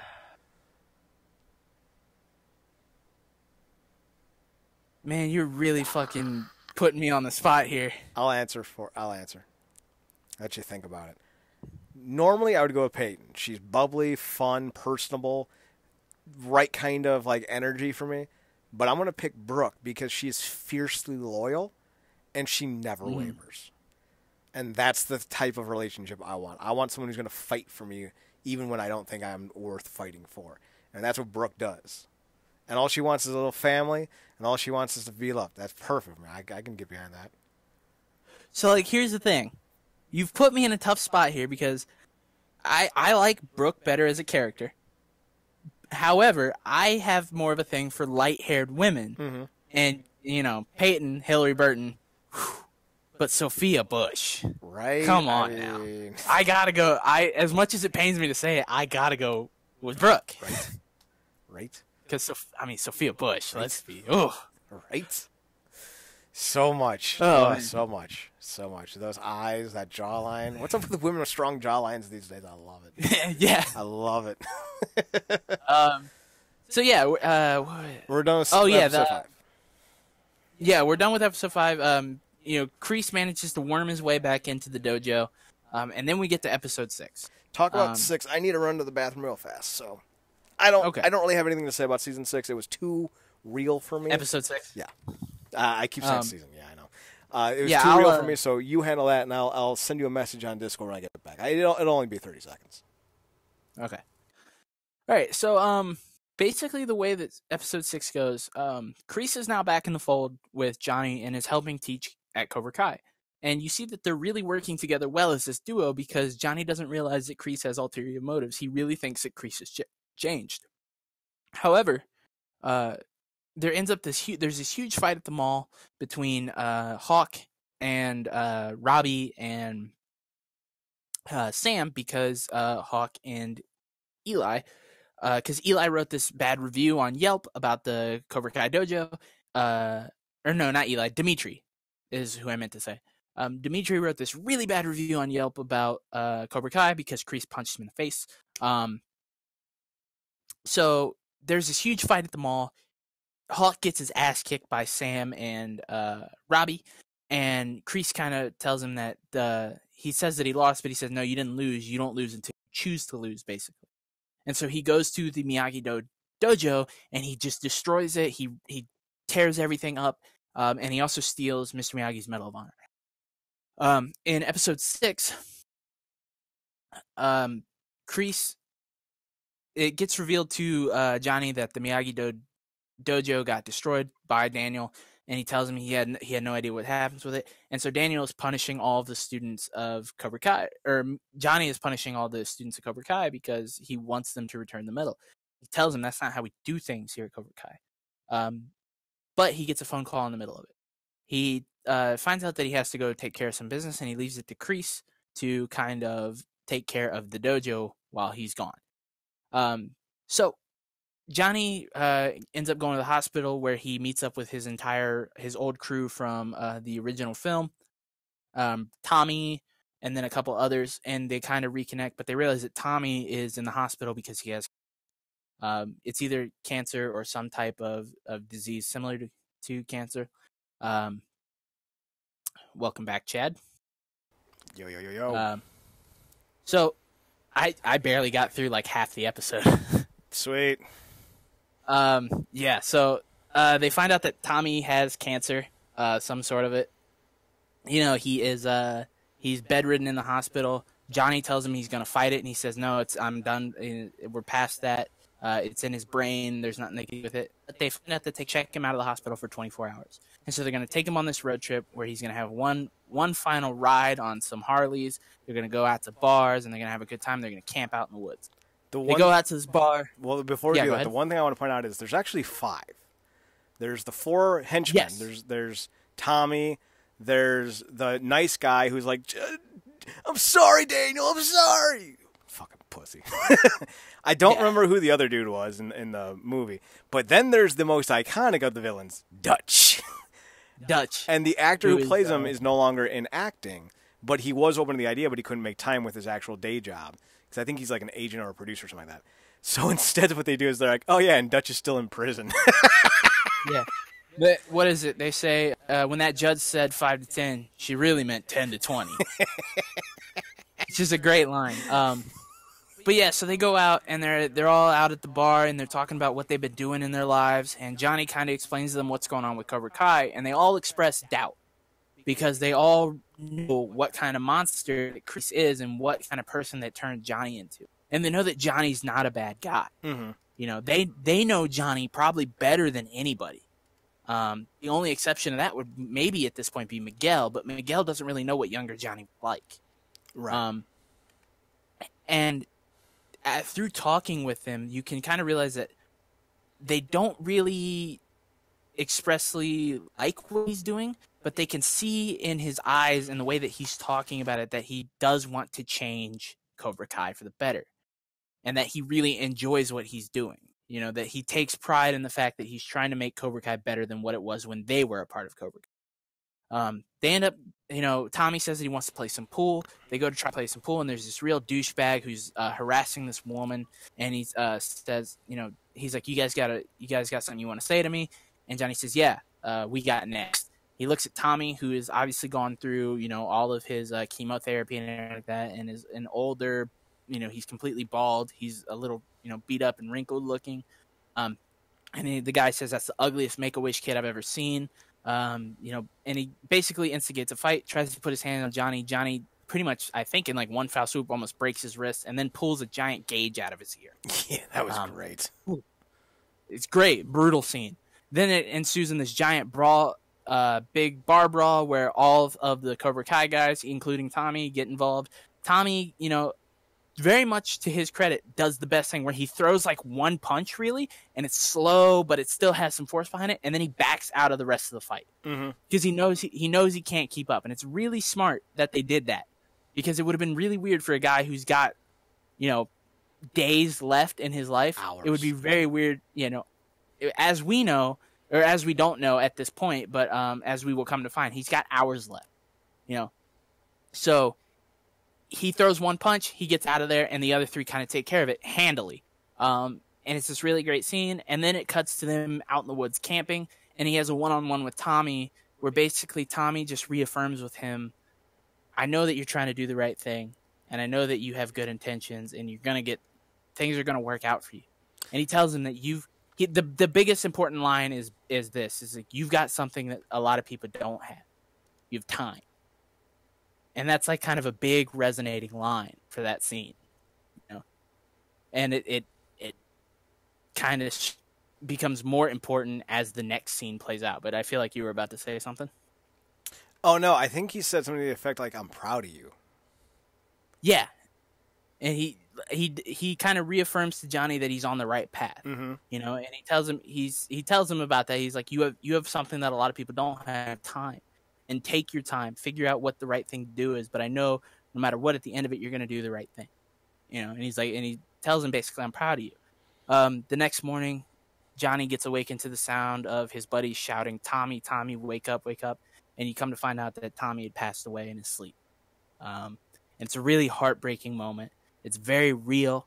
And it's something that I think hammers home the idea that you have to, and especially for Johnny, but also the people who are watching at home, that you don't have a whole lot of time on this earth, so you have to take the relationships that you have and you have to make them count.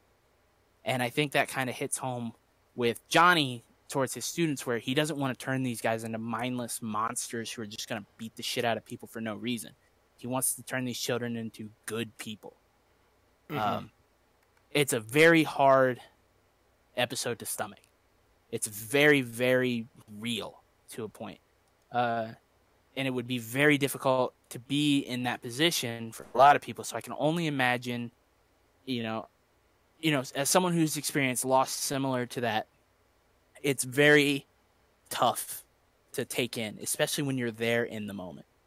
And so I think while it was very real and maybe too heavy for the series, I think it's a very real turning point for Johnny as a character, where he is very sure in what he wants to do with Cobra Kai after this, instead of being on the fence about no mercy versus having mercy, honor be damned and all that stuff that he used to be like, to now it's I need to lead these kids in the right direction.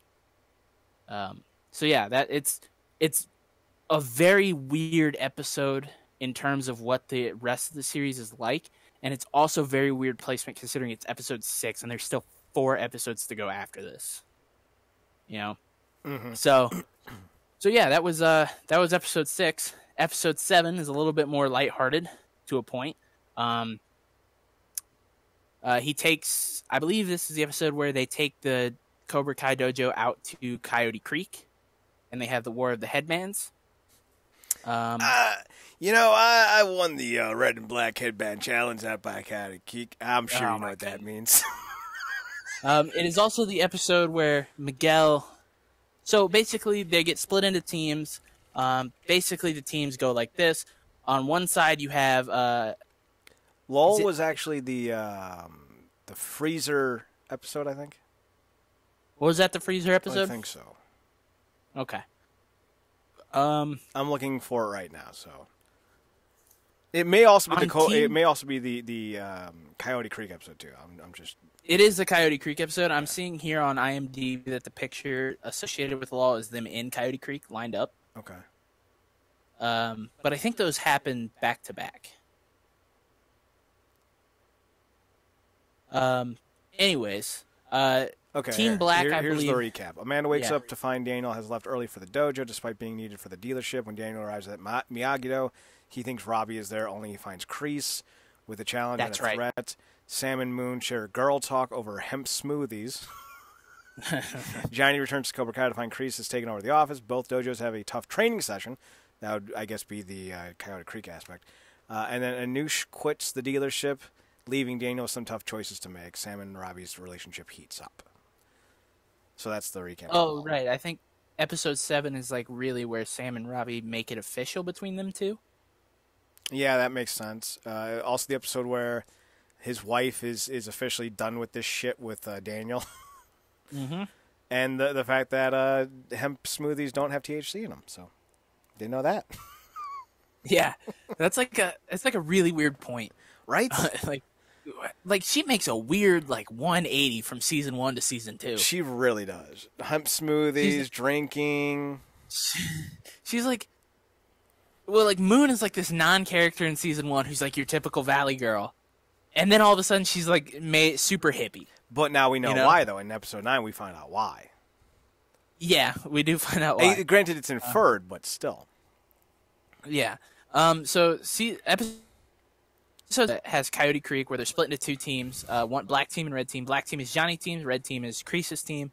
Notable members of black team, I believe, are Tori and Miguel, who have started dating at this point. Mm-hmm. And Aisha? Yes. No, Aisha is on red team. You sure? I think so from the image that I'm looking at here. Yes. I'm looking at the lineups. Red team's notable members are Aisha, Hawk, and unfortunately Stingray. You will give Stingray the credit he deserves, sir. He is the red-black band challenge at Coyote Creek. You will give him that respect. Do not do the disservice of taking away Stingray's greatest achievement in life. By the by, episode 9 is amazing. Episode 9 rules, and we will get to it. We will get to it. We will. We will get to it. I also want to just point something out here. I'm looking at the episodes on IMDb just to get the names and make sure I got everything in the right order here. I got that on Wikipedia. They are, because they're all chronologically, but they have a star rating, obviously, on IMDb. And Stingray's got a perfect 10. Yeah, I knew it. No, the episodes, all of them have over 100 reviews. Not a single episode is below a 9.0 in their star ratings. So I know that's all fan rated, but you're seeing that is a good example of how well this show has been received so far. The highest being the finale with a 9.7. Yeah, the finale's fucking amazing. It might be the best season finale I've ever seen in a show. The lowest being episode 1 and episode 2 with 9.1s. So yeah, so they have it's basically you have to get the headband off of the opposing team. Last headband left is the winner. It comes down to Miguel and Hawk on Team Black and Team Red, respectively. And also Miguel learns that Hawk is the one who trashed the Miyagi-Do dojo and stole the Medal of Honor. And so they start fighting, and Miguel ends up winning. He takes his headband and he takes the Medal of Honor. As Miguel is celebrating because they thought they were the last 2 left, Stingray had buried himself in a pile of leaves. Like the genius that he is. Yeah. Jumped out from the pile of leaves, grabbed Miguel from behind, and took his headband off. And Team Red ended up winning because of Stingray. That fuck. That genius of a man. I hate him so much. Love him. He's the best thing ever in the history of ever. I believe it's at the end. Is it at the end of LOL where he kicks out Kreese? Yes, because yes. He sees what's going on. He tells Miguel to finish Hawk. Yes. And in Coyote Creek, he tells Miguel to finish Hawk. Miguel turns around and kicks Hawk and knocks him out. Mm-hmm. and he sees what's going on. So at the end of the episode, he tells Kreese to leave because he sees that Kreese is corrupting his dojo. And then we move on to episode 8, which I don't. Well, did episode 7 have anything else that I'm missing, like plot wise? Well, we talked briefly about how it affected the relationship because we talked about that in the first hour of the podcast. That this whole thing was destroying his relationship and his job, and that's what this episode was the culmination of those two arcs. We did miss the cafeteria at the mall fight. We didn't talk about that. That was awesome.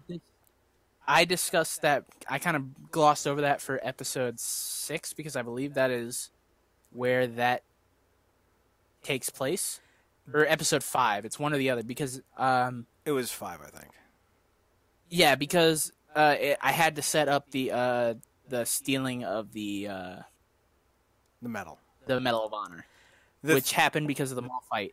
But the thing that came with that mall fight was also the learning of the balance. So they were using that floating deck. Wheel tech.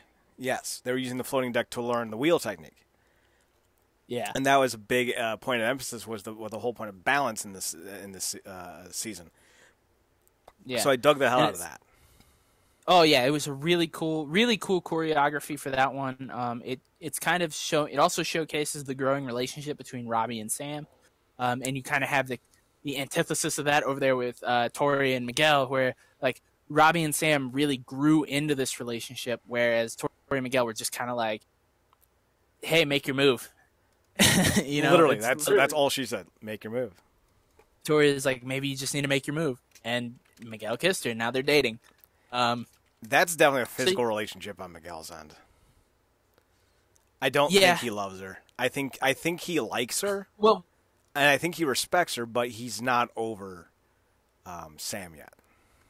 Well, I think that kind of gets answered in like explicitly in episode 10, where during the events of episode 10, I don't want to explicitly say what happens.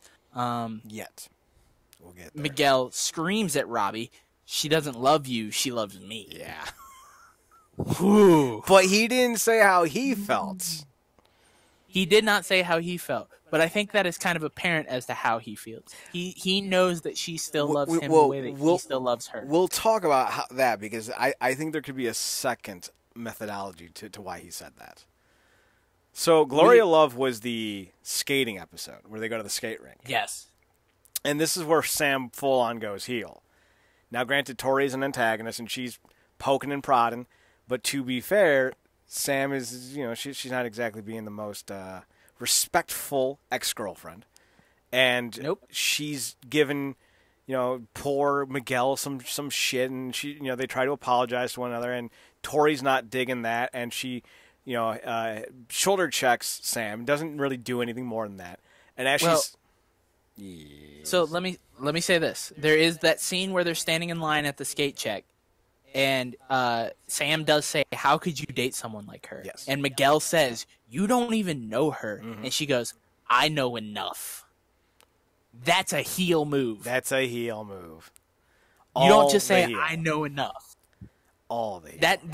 That means that you have seen enough that you think you can accurately judge this person based off the few actions that you've had with the few interactions you've had. And that is a horrible thing to do. And here's what she's seen. She's seen her drink underage, and she's seen her, or at least she heard her say she'd steal things. Her new boyfriend drinks underage and has stolen things. Oh yeah. But also, he never made that explicitly clear to her. Well, Robbie has been hiding things from Sam and the LaRussos for a very long time, up until the beach scene. And even then, Mrs. LaRusso doesn't make his past, and Daniel doesn't make his past explicitly clear to Sam. Well, to be fair, though, with Robbie has gone away from that. Yes. Just to be fair. But, yes, I understand what you're saying, that Sam doesn't know the depths of Robbie's past. But then again, in that context, I don't know if it's necessarily a point of emphasis that needs to be brought up, because those are shameful moments that he's trying to forget. But what I'm just trying to say is Robbie and her have a lot in common, and she starts to follow in line with what Tori does. She becomes more like Tori by the end of the season, thus amplifying the argument, or at least the discussion, that these characters are far more alike the more they get close to one another. All of these characters have overlapping tendencies or issues or past moments that define them as people. And she's now just like them. And I think that's very interesting. So they're skating. So Tori's skating away after shoulder checking and being all to Sam. And Sam, in her skates, so bra fucking out, does a sliding whip around heel kick to the back of Tori's legs, taking her out like a bitch. Yeah, does a full-on leg sweep. Yup. She sweeps the leg. She really does sweep the leg. And as soon as she goes down, Miguel goes, "What's wrong with you?" What's wrong with you? Yeah. And, I mean, the security guard comes over and kicks Sam and Robbie out. Mm-hmm. And Robbie's like, "But she started," and he's like, "Out." Because it doesn't... folks, this is an important lesson to take home. It does not matter who started it. If you get yourself in a situation like this, both parties are generally at fault. And usually the person who escalates it is more at fault. And just because that's the key. Just because Tori started it and is at fault here, let me be explicitly clear, it is her fault that this happened. Sam escalated it. Sam had the choice to be the bigger person and didn't take it.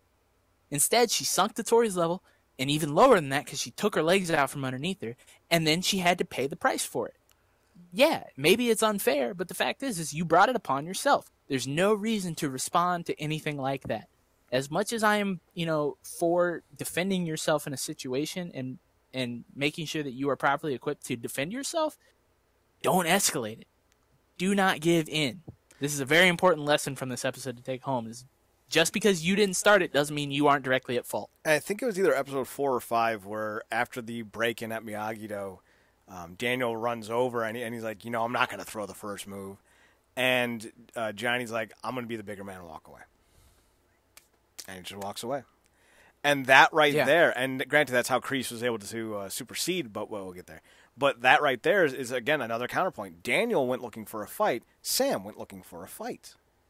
Miguel, for all of his issues at the end of Season 1, has been looking to de-escalate things in Season 2. Right. And the only reason he put down Hawk was because he thought that's what Lawrence wanted, because Kreese told him to. Yep. Episode 9 is a very good example of that, too. During the scene, the competition scene between Tori and Sam, Miguel wants nothing to do with it. Right.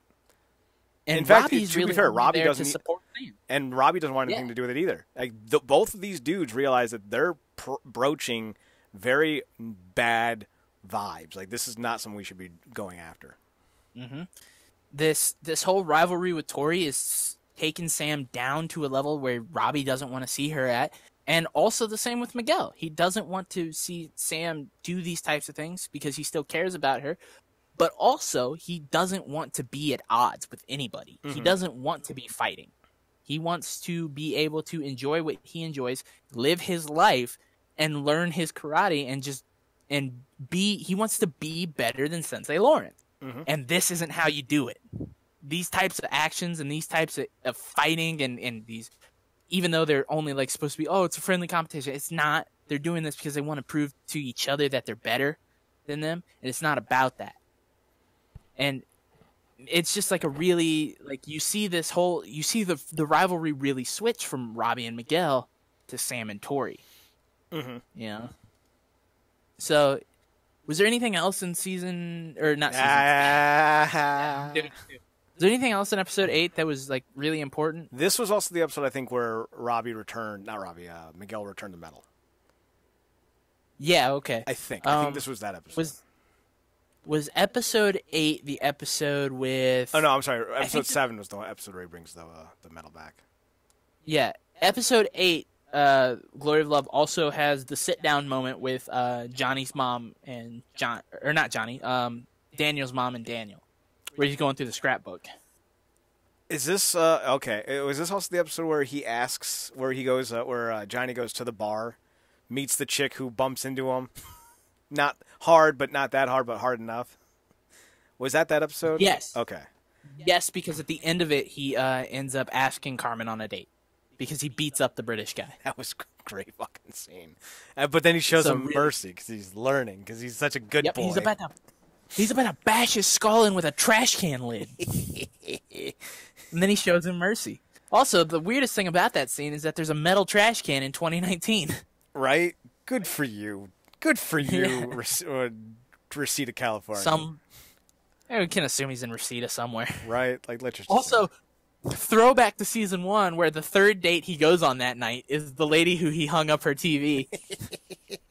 You're that idiot who hung my TV on the wrong wall. You're the bitch that got me fired. He never says that. He says, you never told me which wall to hang it on. He goes, because of you, I got fired. And she goes, you called me a bitch. And he said, no, I said you were bitching at me. And then she walks away. And he goes, she's like, I'm done with these apps. She walks out and he goes, bitch. Johnny Lawrence, role model for the ages. So then we get to season 9. Episode 9. See? It's episode 9. Episode 9, Pulpo, which starts with a montage of Tori and Sam training. I thought it started with the montage that I was thinking of started in episode 8 for Glory Love, where he has a sex dream about Miguel's mom. Yes, that's episode 8. Very awkward. Very awesome. Because he wakes up and he's all like, damn it. Also, isn't it set to Whitesnake? It is. Here I go again on my own. We did miss one minor plot point in the early season. When Miguel finds out about Robbie being Johnny's son. We did kind of gloss over. Oh, yes. But the reason why that didn't leave a resonating moment for me is because it didn't really do anything for Johnny or Miguel. I believe finding out who Johnny's son was put Hawk further down that path. Yeah. Because for Miguel, he gets it. Like, he understands it, and like they have that big talk in the burger place afterwards. That's where the hospital conversation comes in. And I think that's kind of what proved my point about his lack of emotional connection with most of his students. Right. But with Hawk, he sees that as Johnny being weak. And Hawk's all about no longer being weak. So that further compounds things. So, all right. So I think that moment in the burgers, I think we should talk about that real quick. I think that's a very powerful scene. Because he talks about how he was a bad father to Robbie, and that he sees Miguel now as his son, and he says to Miguel, the best thing that I've done in my life is teaching you. Mm-hmm. And it's a very powerful scene, and it shows that Miguel and Johnny are gonna get through this together. Mm-hmm. That he tells him, at the end of the day, I'm always on your side. Mm-hmm. He's like, I will always take your side no matter what. I will always do my best. He says, I'll always have your best interests at heart, and I'm on your side. Yeah. He doesn't say, I'll always take your side. He just says, I'm on your side, and I'll always have your best interests at heart. And that's a really parental thing to say. Yeah, and you can see that this is a new Johnny. Yes, and that moment was imperative, because he also says that hospital is where my son was born, and I couldn't muster the courage to ever go see him when he was in there, because my mom had just died, and I was a wreck. He's like, I was coming off of a 3-day bender, soaking up the booze over here, and I was just trying to get the courage to go welcome my son into this world, and I never made it up there. Mm-hmm. So he was being very blunt and very honest, and that shows you who he is as a character. And that's what makes episode 9 so damn awesome, because you finally think he's about to get that win. He's out with, what's her name, Carmen? Oh, and she's pretty as the day is long. She's charming. She's nice. She's caring. She's perfect. And we have one of the worst scenes in the entire season. It makes me cringe so hard every time I think about it. Which scene? Can I get the polo taco? Pollo taco? And he's like, none of that green shit. He's like, would you like flour or corn tortilla? Give me a hard shell. I love that scene. Because think about where he was at the start of season 1, where he was basically given the Hispanic shop owner shit, and now here he is, like, trying to understand the differences in cultures. He's a grown boy. We must give him credit for being a grown boy. Well, it's just like that scene almost proves LaRusso right in the moment, where he's just like, I don't want to. This guy's he's an imbecile. He's dumb. He's stupid. All he can think about is how to use his muscle. You know, he thinks with his fist first and his brain second. And then he has this moment where he's just like, can I get the polo tacos? None of that green shit, hard shell. And LaRusso shoots his wife a look like, see, told you this guy's an idiot. Right, but that's also supposed to really compound their rivalry, just highlighting more and more reasons why they're so different. Right. I'm not saying it's a bad moment. I'm just saying that it makes me cringe every time. Because, like, you know people in real life who are like that, and you almost want to correct them, to be like, Pollo, you idiot. It's Spanish. It's pollo. Well, we know that he didn't take a lot of interest in school once Allie broke up with him. Yeah, obviously. No, that was another thing from the prior episode. He messages Allie, but he hesitates, and when the woman bumps into him, he accidentally hits send, but he doesn't seem to realize he sent it. Yeah, he does not. And that kind of he doesn't understand his smartphone. Right, and that'll be important for the next episode. Yes, he ignores a lot of the notifications that his phone gives him because he thinks they're stupid. Import your contacts from Facebook. What's the other one is a system update. I just updated this. I just updated this thing. Yeah. So yeah, that'll come into significance in the last episode. In episode 9, there are 2 major things that happen. It's the double date between the LaRussos, Carmen, and Johnny Lawrence, and also the party at Moon's house because her parents are out, and she invites both the Miyagi dojo and the Cobra Kai dojo. Because she just wants everyone to be friends. She just wants everyone to get along. So she's portrayed as a very stupid and vapid character who's like kind of oblivious to what's. I would say she's what's naive, happening. Yes. Yeah, she's very naive to what's happening around her and the rivalry between these dojos and how intense it is. But as far as things goes, you can tell she's one of the more pure characters, not in the sense of like she's good, but she's a very natural character in the sense of like, look, guys, you're my friend, to Aisha, you're my, I previously dated Hawk. You're my friend to Sam. I like Robbie a lot. Let's cut the shit. Let's try to get along. I think she's not she saying is that a good it has character, actually. I know she wasn't in season 1, but I think she's grown. I think going out with Hawk and then finding her own sexuality has calmed her. She's not a bright character, but she genuinely wants people to get along. She wants to have a good time. She thinks everyone should be welcomed. That's kind of what I meant by pure, is that she's the most genuine and real character, almost, to an extent. Yes, some of the things she does are a bit out there, but I actually know people like that. Well, her name is Moon, for Christ's sakes. Right, but I'm saying, like, I know people who, like, honestly believe, like, oh, yeah, like, this hemp oil smoothie is going to help align your chakras or whatever. Like, I know people like that in real life, and I live in Ohio. Share your chakras up your ass. Yeah, like, I think it's a bunch of bullshit. And it doesn't work. But the thing is like, the people like that exist, and not just in California. I'm sure it's more common in California because they're a bunch of fucking dope-smoking hippies. Jesus Christ, are you a 1980s heel? Yeah, I am. Have you been trained by Don Fry? No, actually, Buzz Sawyer. Or Bobby Don Fry Dance 7 Rude? That's a stab. I don't care what anybody... Dude, Robert Roode does look a lot like Rick Rude now that he has the mustache. He looks more like Don Fry. He does look like Don Fry. Jesus. But yeah, she's a more genuine character in the fact that, like, she wants everybody to get along, and you honestly believe it. It's not just like, hey, like, guys, come on, can't we all just get along? It's like, she has feelings for everybody on both sides. The main people on both sides. And I think she still harbors a little bit of well-being for Hawk. She wants him to get his shit in order. She doesn't want him to be angry and mad all the time. She genuinely wants him to be happy and live a very happy life. And that's why she's kind of going, and then obviously her friendship with Sam is very important to her too. So she's trying to make sure that both sides of the fence can kind of come to terms on things. Mm-hmm. But Tori and Sam's rivalry kind of oversteps those boundaries, and the fact that Hawk is so fucking broken up over his relationship with Moon, and he still kind of doesn't want to be seen as weak, so he has to do shit that makes him seem stronger or tougher. So he takes it out on Dimitri, and then the competition between Tori and Sam happens, the drinking competition, which is nothing I've ever seen in my life. I've seen it. Never in this day and age, but that was something that kids used to do when I was in high school. But we would use like a bar stool Like, we went hardcore. We didn't use none of this pansy-ass tables or chairs bullshit. If we could find a three-legged bar stool, we'd use that. They were using four-legged bar stools, but... Well, no, they were using, like, back-seated chairs, I thought. Like higher... No, they were using, like, straight-up wooden stools, man. Go back and watch it. Yeah.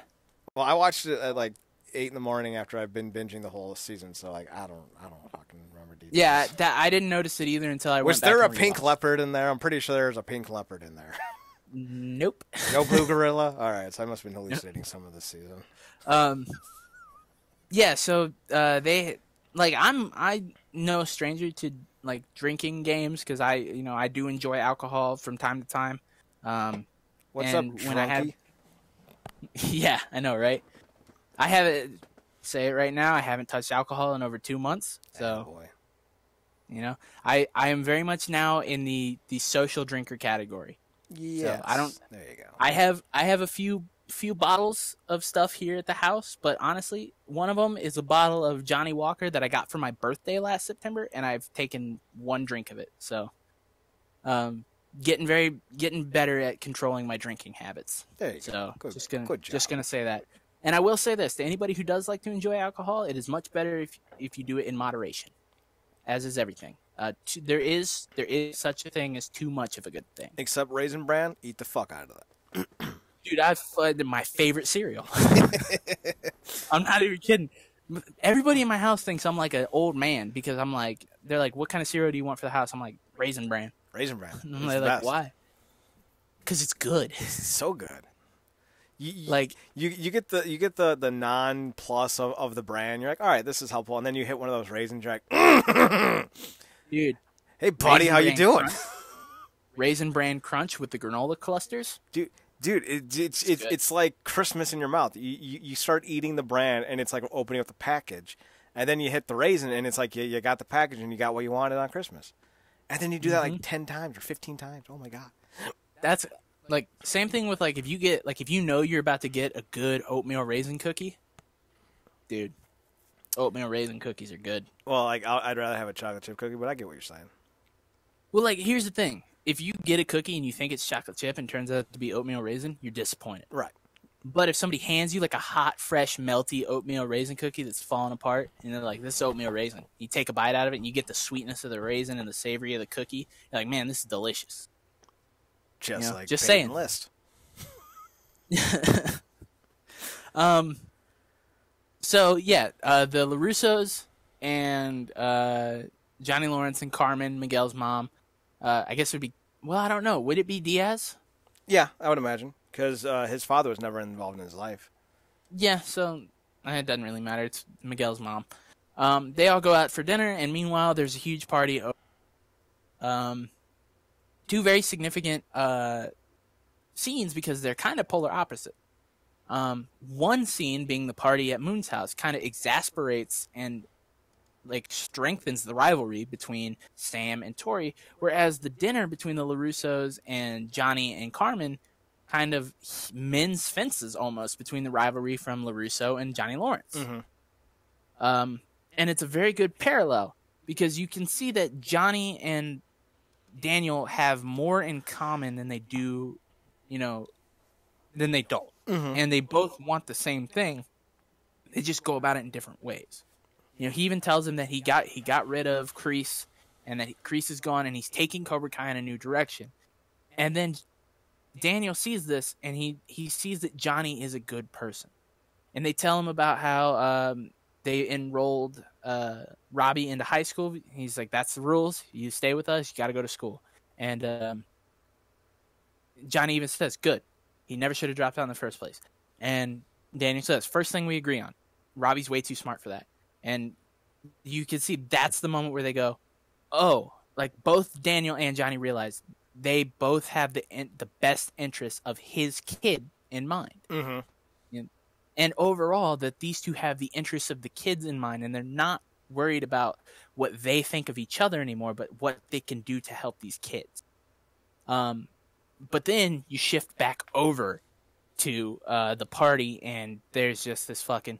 So Sam and Tori are playing this game where you have to stand on a bar stool on one foot and finish a beer. You have to chug it, finish it. And then it escalates after that to shots. Sam ends up winning, which is very weird. Well, Tori had also been doing this for what was presumed to be at least some significant amount of time prior to Sam's arrival. Yeah. Because Tori had already taken out at least one male competitor prior to this. Yeah. So it's not that surprising that Sam won. She was coming in with a healthy liver. Let's say that Sam won on a technicality. Sam won on points. Sam won on points. Sam did not win this definitively. There is no TKO. This was not a knockout. Yes, no, there was no submission. She won on points. She won by a controversial judge's decision. Yeah. And this pisses off Tori. Tori then rushes off. She says, "Leave me alone," to Miguel, and she's going to go clean herself up. Then you see the stuff happen between Dimitri and Hawk where they're trying to mend fences. But then Hawk can't show weakness, so he pours his drink all over Dimitri's head. Yeah, and Dimitri starts it all by saying it's not worth beating yourself up over her. And he's trying to come at her strictly as a friend, like, listen, dude, you're a good guy. You don't need to be doing this to yourself. And they start talking about their nerd shit. Yeah. And he's like, Moffat's not running Doctor Who anymore. And he's like, wait, what? He's like, the new doctor's a chick. Really? And he's like, really? And like they start to really bond again, but then Hawk realizes what's going on, and he's like, I'm looking like an idiot, so fuck you. And he pours his beer on top of Dimitri, and that's Dimitri's breaking point. That's his last grasp to try to reach his old friend. So then later on in the night, he takes the microphone from the DJ and basically goes, did you know that Eli Moskowitz wet the bed until he was 13? And my mom had a special blow-up mattress for him called Eli's waterbed? Yeah, we went to computer camp together, and, he cried at the scene where Dobby dies in Harry Potter, and all this. And that basically means, like, next time I see you, you're a corpse. But before we get to, like, the penultimate moment of the party, we have to discuss the game that Stingray was playing by himself. Edward 40 Hands. Also, I just want to note that this is assumedly like a late 20s? Early 30s individual? Early 30s? Yeah, individual. A grown man whose beard has been shaved into the shape of a stingray. And he shows up with a girlfriend of all things. A very... She looked... I don't want to make any judgments. Could have potentially been paid to be there. I don't think she was paid to be there because she goes, I thought we were going to meet your friends. Yes, these are my friends. I think she's just one of those chicks that has a very over-exaggerated clothing style. I thought we were going to meet your friends. These are my friends. Their parents are out of town. Swish is like, I'm going to be Stingray, and it's going to be awesome. No, I'm not. But he shows up, and he immediately plays Edward 40 Hands by himself. He duct tapes U40 to his hands, and they are there for the rest of the party. So then we get to kind of the penultimate moments of the party. Sam keeps trying to drink after she wins the contest, and Robbie dumps out the drink for her. Aisha approaches her and tells her to kind of like slow down and chill out, that she has nothing really to prove to anybody. And then she kind of goes off by herself and sits on her own. Aisha doesn't Aisha make a comment about how Miguel brought the medal back? That's right. She tells her that Miguel brought the medal back, and he goes, "No, Dimitri found it in the garden." He goes, "No, Robbie." Yeah. You're right. It was Dimitri who found it. Miguel brought it back and said that he gave it to Robbie. Mm-hmm. And then she kind of has this realization that Robbie was lying to her. Mm-hmm. She goes off and sits by herself, and then Miguel approaches her and tries to talk to her, asks if she's okay. She's like, "Leave me alone." And he's like, "All right, you know what? Fine." And that was almost the point where Miguel could have had an out. Mm-hmm. Like, he tries to mend fences multiple times, and after the final attempt, he's like, "Okay, fuck it, I'm done." He's like, "I'll leave you alone." And she's like, "No, wait," blah, blah, blah. And they start talking, and then she kind of stumbles into him because she's drunk, and then they share a kiss. Drunky Brewster. Drunky Brewster, exactly. And Tori sees this from the bathroom window and gets upset and leaves. Miguel kind of is like, "We can't do this. I'm with Tori. You're with Robbie. This isn't fair to them." Trying to be the voice of reason. Sam starts to get upset. And then right as things are all about to happen, Dimitri and Hawk are about to like get into it. The cops show up. And Robbie had just found Sam again at that point. Like right before the cops came, Robbie came back and found Sam. Yeah. The cops show up. Everybody's got to scramble. Dumbass 40 Hands is trying to get out of a sliding screen door but can't open the door. That was great. Such a dumb scene. Like, here's the thing. He assumedly was of legal drinking age. Well, to be fair, in the state of Ohio, if there are minors drinking and there is an adult present, even if he did He's not... the one... Yeah, even if he did not provide the alcohol, he will be arrested for allowing it. So he has every reason to run. Right, I know he does. But, like, he had the least amount of reason to be scared. No, he had the most amount because he's facing felony charges. They're all facing misdemeanor. Because he's the one, the adult with alcohol on his hands. Literally. In a party full of 15-year-olds getting drunk. But we missed the best part of the episode. So there's a scene where Cobra Kai and Miyagi meet each other. And they go from Hawk to... Oh, no, they go from Miguel to Robbie, from Hawk to Dimitri, Sam to Tori, big black lineman to big white lineman, and then they went to little blonde or little redhead nerd to little Asian nerd. The little Asian nerd. And I love that the little blonde nerds are like, "Eee." I'm like, what are you doing? That's actually the second best scene. The first best scene is when Tori finishes her first cup during the drinking game and Crescent throws it on the ground, and Stingray's girlfriend cheers, and he goes, "We don't cheer for them. They're Miyagi-Do." And she's just so confused. She's like, what does that mean? Bless her heart. Because you know what? She could do better than Stingray. Where did she go between that scene and the cops showing up? I don't know. That's an interesting question. Maybe she's like in the bathroom. When the cops show up, she's nowhere to be found. It's just Stingray fumbling out the back door.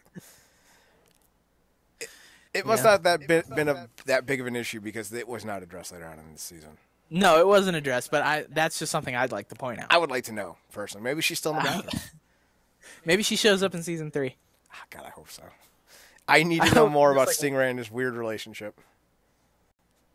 I needs to know. Honestly, one of the worst characters in the series, but the season 2, he was a good comedic relief. He's the MVP, God damn it. Don't you take away from his credibility. I'm taking away from his credibility. You whore. His first scene sucks. He gets better as the show progresses, but his first scene is awful. He's supposed to. He's the joke version of Hawk. Yeah. Fucking shows up at the first one. He goes, yeah, but my mom doesn't charge me rent, so I got a lot of cash to burn. And he pulls out a wad of cash. He goes, consider this a trial run, Chubbs. Love it. So Sam says that she can't go home because she's in her drunken state and she doesn't want to face her parents, so Robbie has to kind of figure out where to take her. And on the flip side, the parents are having such a great night that they even start dancing and joking with one another. Yep, they're dancing, they're joking. You know, they make the joke. He's like, I don't know, last time I went 4 rounds with LaRusso, I caught a foot to the face. You know, then they're out there and Mandy LaRusso, the wife, is like, ooh, Johnny, you got some moves, you know, and they're all out there dancing and having a good time. And they go to leave the restaurant and they shake hands. Mm-hmm. You know, they sit there, they joke with each other a little bit, and they shake hands, and he goes, LaRusso's like, oh, you got a nice grip there. And Johnny's like, I wish I could say the same. And they laugh about it, you know, and stuff like that. He pulls up, the valet pulls up with his car, and he's like, really? You couldn't help yourself? And he's like, what? It's badass. He goes, let's go, Carmen. And as they're getting in the car, he goes, good night, LaRusso's. And to me, that's the most telling moment of how their relationship has become better. Mm-hmm. You know, he goes, good night, LaRusso's. And it's such like a friendly way to tell someone good night. That's like, you're on good terms with this person. Good night, LaRusso's, you know. Yeah. So they get in the car and drive off, and then Carmen and Johnny have their first kiss outside of her apartment. Yep. And then the LaRussos have kind of mended their relationship.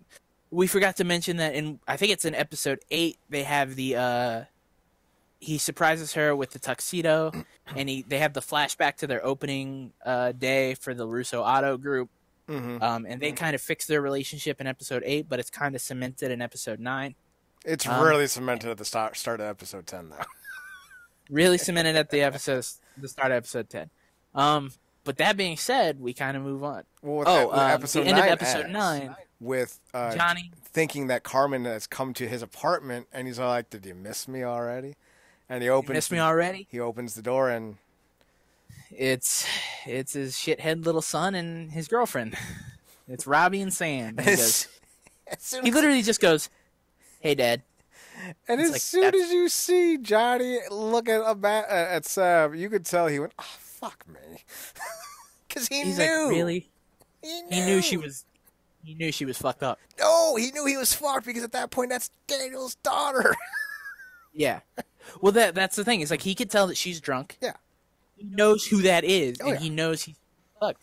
But at the beginning of episode 10, he literally starts off with the responsible choice. Mm-hmm. He's like, "Dad, thank you for letting me bring her here. I know that." He's like, blah blah blah. And he's like, "You realize I have to tell LaRusso what happened because that's his kid. I can't let this slide." And Robbie's like, "No, I'm gonna take the blame for it. I'm gonna tell Mr. LaRusso that I got drunk and told Sam to bring me." And then you see that Johnny has some confliction with that. Well, here's why I think he does, because I think he doesn't want his son to continue to portray himself negatively. Yeah. He doesn't want that, and also he doesn't want his son to be a liar. Right. He doesn't want his son to put himself in these situations that he put himself in probably in his earlier years. He wants his son to be a stand-up guy who goes to school, gets an education, and is smart and makes good decisions. He wants his son to be the antithesis of what he was as a kid, when he was his age. But it cuts over to the LaRussos. They wake up, they had just had a good night. Had a real good night. If you know what I'm saying. They fucked. Way to be blunt about it. You're welcome. They consummated the marriage for the 3rd time. They fucked so loud they were afraid the kids heard them. Well, and he's like, heard her. Yeah, that's his. They didn't hear. They didn't hear me. You think the kids heard us? Well, they heard you. He's like, they didn't hear me. Yeah. He goes to wake up Sam. Realizes Sam's not at home. And then the fucking son shows up for the first time since episode 1 of the 2nd season. What a because we forgot that he was at camp. What a waste of a character. Fucking camp. Oh, I hate the son. He's the worst character by far in this show. He's very. Also, every scene he's in on season his goddamn 2, Switch. He's got his Nintendo Switch. God damn it. So he's like, "Have you seen your sister?" He's like, "Actually, I haven't seen her since yesterday." And then they kind of start freaking out. They hack into her computer, which is fucked up. After calling her multiple times and getting no answer from her or hack. She knew the password. Yeah, but that's invasion of privacy. If you're a 15-year-old kid in your parents' house, you don't have privacy. It's very true to an extent. And to be fair, if they didn't want her to go on her computer, she should have been home to make sure she didn't go on her computer. Yeah, no, I'm not saying that anybody made any good choices in this scenario. I think, we're gonna get to. I think the parents did what they had to do. We're gonna get to who made the worst choices, being the LaRusso family. Oh yes, we have some choices that we need to discuss. So, they see on her computer that she's getting iMessages from Aisha, which is a real thing. You can get iMessages through your computer. So I just want to make, it kind of seems dumb, but it's an actual thing that Apple has where you can access your iMessages even if you don't have your phone on you. So Aisha's like, are you okay? You got so drunk last night. I hope you Ubered. And then what did she say after that? Oh, it was crazy that the cops showed up. Yeah, something like that. And so then Daniel uses the Find My iPhone to track his daughter's, his iPhone, finds out that she's somewhere in Reseda. So it's always Daniel Reseda, goddammit. Yep. Daniel tracks her down to the corner of whatever avenue and lane, whatever street she was on, and sees Johnny's car outside. Mm-hmm. He gets out, goes up to the door, knocks on the door. He goes, Johnny, are you in there? I know you're in there, man. I saw your car outside. Come here. Like, we got to talk. And he's like, go in the spare room. I'll give you a chance. You know, basically trying to protect him. So Johnny opens the door, kind of barely. He goes, Johnny, is my daughter here? And he's like, yeah, man. She got real drunk last night and came, they came here. And he's like, tries to explain the whole situation, and Daniel tries to get in, and Johnny's like, nope. He's like, you need to calm down. You need to just, take it easy. And he's like, who are you to give me parenting advice? So he tries to shut the door on him, and Daniel kicks the door open and busts into Johnny's apartment. He's like, you want to do this? And he's like, we're doing this. And then they start fighting, and they literally, he tries to push past Johnny to get to the room. Johnny kicks him in the stomach. Every time it's Daniel trying to get past him to get to the room, and Johnny trying to defend his domicile. A man has just broken into his apartment, and he is defending his home. Then Daniel has the audacity to break Johnny's big-in screen TV where he watches Iron Eagle on. He did break his TV after he got kicked into it. How is he supposed to watch his Iron Eagle now? God damn it. Daniel. Also, how the fuck did he get up after that? Because he's goddamn Johnny Lawrence, motherfucker. No, Johnny didn't. Daniel was the one who got kicked into it. Because he's goddamn Daniel LaRusso, motherfucker. He gets kicked into a TV, and he just stands up, and he's like, all right, like, we're doing this. And then the kids come out and break it up because they hear what's going on out there. And he's like, Sam, are you okay? Blah, blah, blah. He's like, and then he blames Robbie without even giving either a chance to explain it. He goes, I should have known better than to give you a second chance. He's like, I invited you into my house, and this is how you repay me, basically, is what he says. And then he's like, come on, Sam, let's go. And she's like, but Dad. And he's like, no, I don't want to hear it. Let's go. And he escorts her out, and that's that. And it's like, wow, he's the bad guy. Yep. If he had done what he had been trying to do all season and be calm and rational and listen the way Mr. Miyagi taught him, everything would have worked out fine. Not fine per se, but everything would have been less severe, and it wouldn't have led to a lot of the things that happened. So then we get to the first day of school. And boy, oh boy, it's going to be rough. So Sam gets dropped off, and he's like, Daniel's like, if you wanted to drive yourself, you should have, not gotten drunk. Kind of like a, obvious parenting choice. So she goes in, whatever. Then, of course, we have Robbie gets dropped off by his dad in the most awkward but awesome father-son first day of school moment. But during their brief little conversation, Miguel tries to call him because he's having some conflicting emotions over being kissed by Sam and Tori being missing for basically 2 full days at this point. Because no one can find her. She's been gone since the party. Which is MIA. Which apparently it's inferred that it happened on a Saturday, and now we're on a Monday.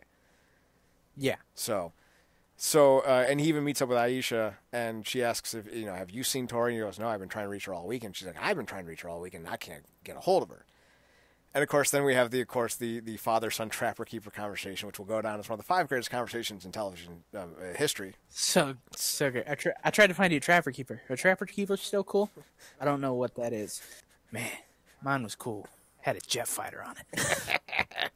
So the bulk of the episode then turns into, there's one other minor scene. It's Stingray applying to be a security guard at the school. Yeah. But man, so bell rings. It goes inside the school. Miguel is walking. He's like, you've reached the voicemail of Johnny Lawrence, sensei of Cobra Kai karate. Please leave a message after the tone. And then that's when we're going to get to the voicemail that Miguel leaves for Johnny. Which we don't find out about until the end of the episode. Which we don't find out about until the end of the episode. So they go to the first class, and then Tori. Well, there's the locker scene. The locker scene where Robbie... Oh, yeah, Robbie tries to talk to Sam, and he admits it. He outright admits it, without even being brushed by it. Outright. Because he's a good dude. Yeah, he says, look, Miguel brought back the Medal of Honor. I didn't want to tell you that because I didn't want him to earn it. We had just kissed, and I was feeling insecure, and I didn't want this to affect our relationship and what we had been building towards, basically. And she's just like, well, I appreciate you admitting it. And that's kind of it. And then they go to the first class. And at the end of the first class, they're giving out the announcements, like, oh, welcome back to a new school year. And then the announcements get taken over by Tori, who basically tells Sam that she's going to fucking beat the shit out of her. Yes, Sam's going to have a bad first day of school. And he calls her a bitch. I'm coming for you, bitch. So, bell rings. Everybody rushes out of the classroom. Everybody knows what's about to go down. Get to the intersection of this hallway.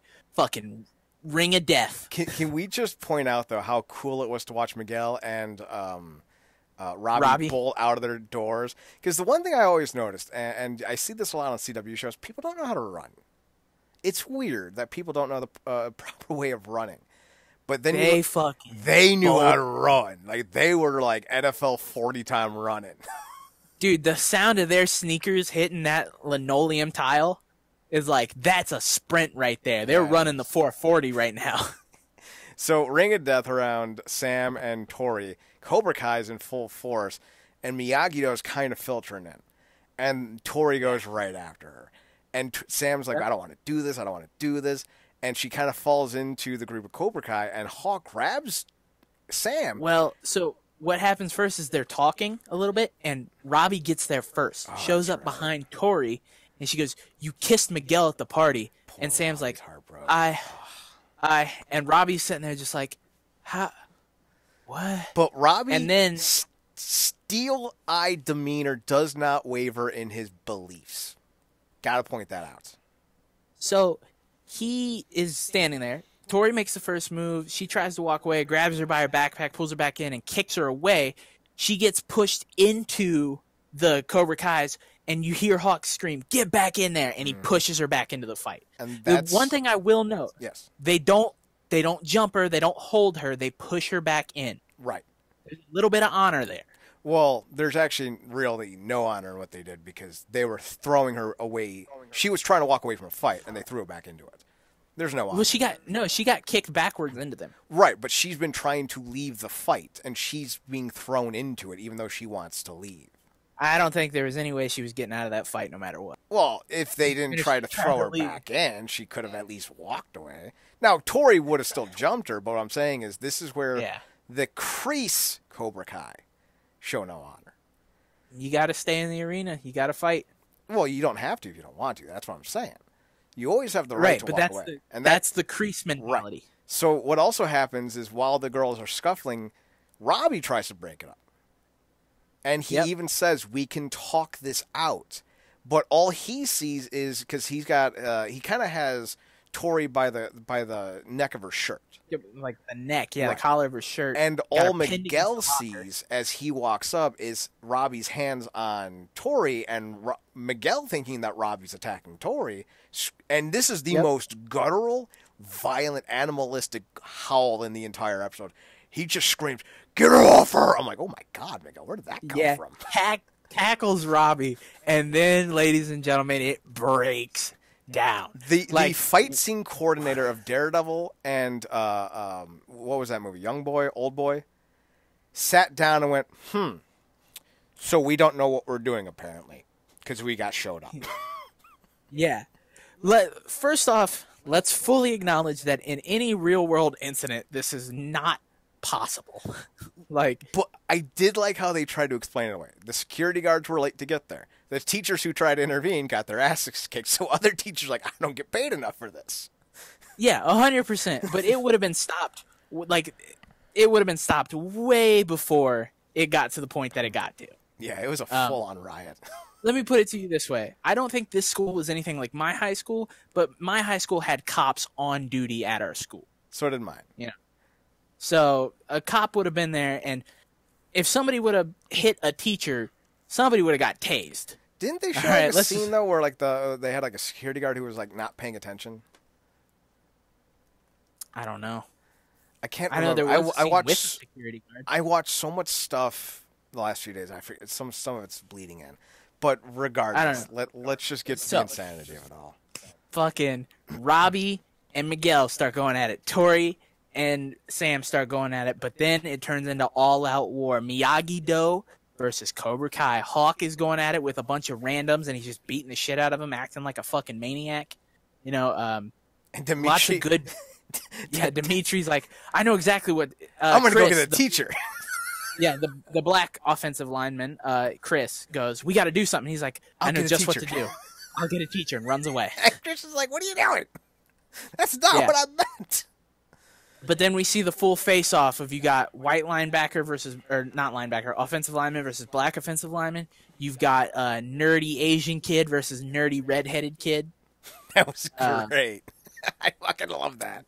Because that one ended so definitively when the security guard picked them both up and left. They're both very small. They're both like freshmen. They're like 12. Yeah, he comes up. He's like, all right, enough of this. He picks one up, puts him on his shoulder, and just grabs the other one by the collar and just starts dragging them along. And they're still trying to hit each other. Yeah. Aisha just starts fighting with some randoms and just knocks the shit out of some people. Well, no, Aisha tries to stop the girls from fighting, but then a dude checks her, and she's like, oh, you want this? And just, bam! And just beats the shit out of him. Hawk then is confronted, like, later on after he beats up a bunch of randoms, Hawk fights like 19 Miyagi-Do students, and that's not even possible because there's only like 6. Yeah, I know. He legitimately fights like 8 different people, and it's like, well, besides Sam and Robbie, there's only like 4 other Miyagi-Do students. How'd you end up fighting like 12 people? Well, my thought is, do you remember the movie, the first one? Remember how the Final Four were? It was Nice Guy Cobra Kai. I forget what his real name was. It was Johnny. It was Daniel, and then there was the other dude. Yeah. And the other dude was like the other big, powerful badass of the valley. My internal retcon is that he has a dojo in the Tri-Valley area, and his students were involved as well. That would be interesting. Right? It would be a good way to lead into season 3. It would be a great way to get a name value going. Like, oh, hey, there was a riot, so we got involved, so we can get our dojo some press too. Yeah, well, I mean, we know in season 3, if there is a season 3, I just want to say that it hasn't been coined yet by YouTube. And let's be fair. Netflix just canceled Santa Clarita Diet, so even if it's a successful series, there's no guarantee. There's no guarantees. It literally comes down to YouTube's budget at this point and how well the series is received. It should be also put over that it's well received by fans and critics alike, and it's their only series that's getting any mainstream appeal. It is legitimately their only original series that is getting any mainstream love. I can't think of any non-original series that's getting mainstream appeal either. I've watched a few YouTube original series, and none of them have gotten anywhere close to the amount of acclaim that this series has gotten. Yeah. So, like, even if they picked up a series, I don't think it's doing as well as Cobra Kai. But that being said, it's all about budget and with its if it's worth it or not. So who knows? Right. And you know, I know William Zabka's executive producer, so he is kind of in control of the direction that the show kind of goes, to an extent. Mm-hmm. But fingers crossed, because I would hate for this show to get cut at this cliffhanger, which we will get to here in a minute. I would cry. I would be very upset. So, do you remember the old TV show? It was like it had like a bunch of dinosaurs, but they were like separated by like meat eaters and plant eaters. It was like an action show. Like the good dinosaurs had like an Allosaurus, and the bad dinosaurs had like a Tyrannosaurus Rex leading the charge. No. Well, I forget what it's called. It may have just been called Dinosaurs for all I remember, or like Dino Army or something like that. But like you had like Dinosaurs was the one with the puppets and shit. Puppets. Yeah. The Allosaurus is basically a smaller T-Rex, but then they had like the Triceratops, and then the thing that looked like the Triceratops, and a Bronchosaurus and a Brachiosaurus, and a Pterodactyl and something or other. And it was like every dinosaur that was facing off with one another had a polar opposite, basically, or like Decepticons and Autobots, basically. Or like every first villain of every Marvel film. And that's what this felt like. Everyone had a polar opposite, but it was exactly who they were, and it was very 80s. You know, you had the 2 nerds, the 2 hot chicks, you had the 2 alphas, the 2 crazy people. It was great. I loved it. It was so cool. It was such a great fight scene. It's the greatest fight scene I've ever seen, and I mean that unironically. So let's make one thing explicitly clear. White offensive lineman versus black offensive lineman. White offensive lineman was going to win until black offensive lineman cheated. What? Knocked him out with a book.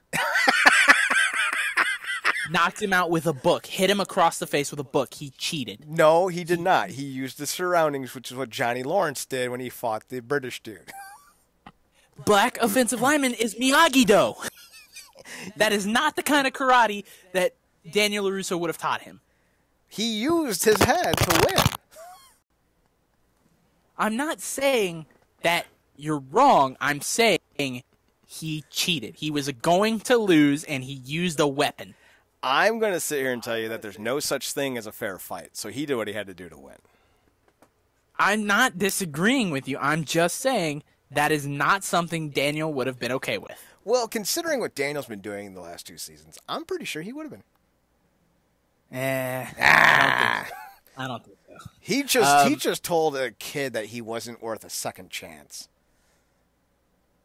That's true. Mm-hmm. It's very true. But you think he would be okay with him being like, yeah, I knocked him out with a book? I'm pretty sure Daniel would be okay? I'm pretty sure Daniel doesn't have a right not to be okay at that point. He has done everything wrong, so for him to pass judgment would be the super most hypocritical thing he could do.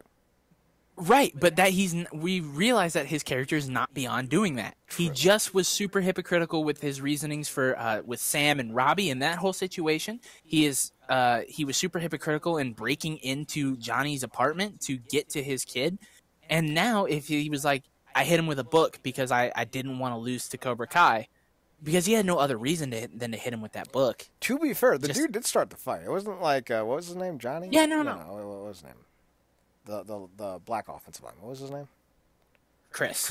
It wasn't like Chris started that fight, so I have no problem that he finished it the way he chose to.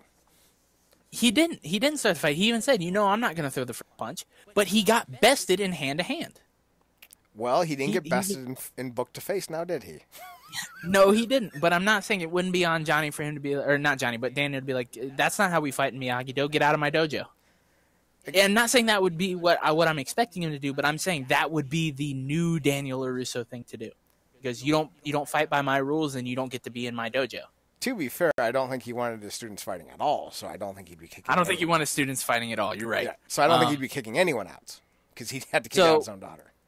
2 small kids fight gets resolved by the security guard. Great. Stingray beats the shit out of a bunch of random Miyagi-Dos. That was great, too, because he's just like chop blocking and kicking them in the back of their knee as he's walking down the hallway.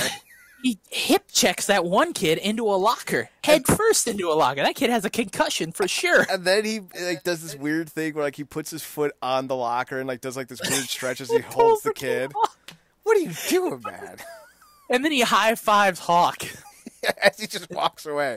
And he does Don't worry, sir, I've got this. And he does all this after having a meeting with the principal about the open security guard position. Then he tells the principal he's got this, and then only assaults half the kids. Only assaults half the kids instead of breaking up the fights. He just fights them. He doesn't break up the fights. He just fights them. He is totally not getting hired. Nope.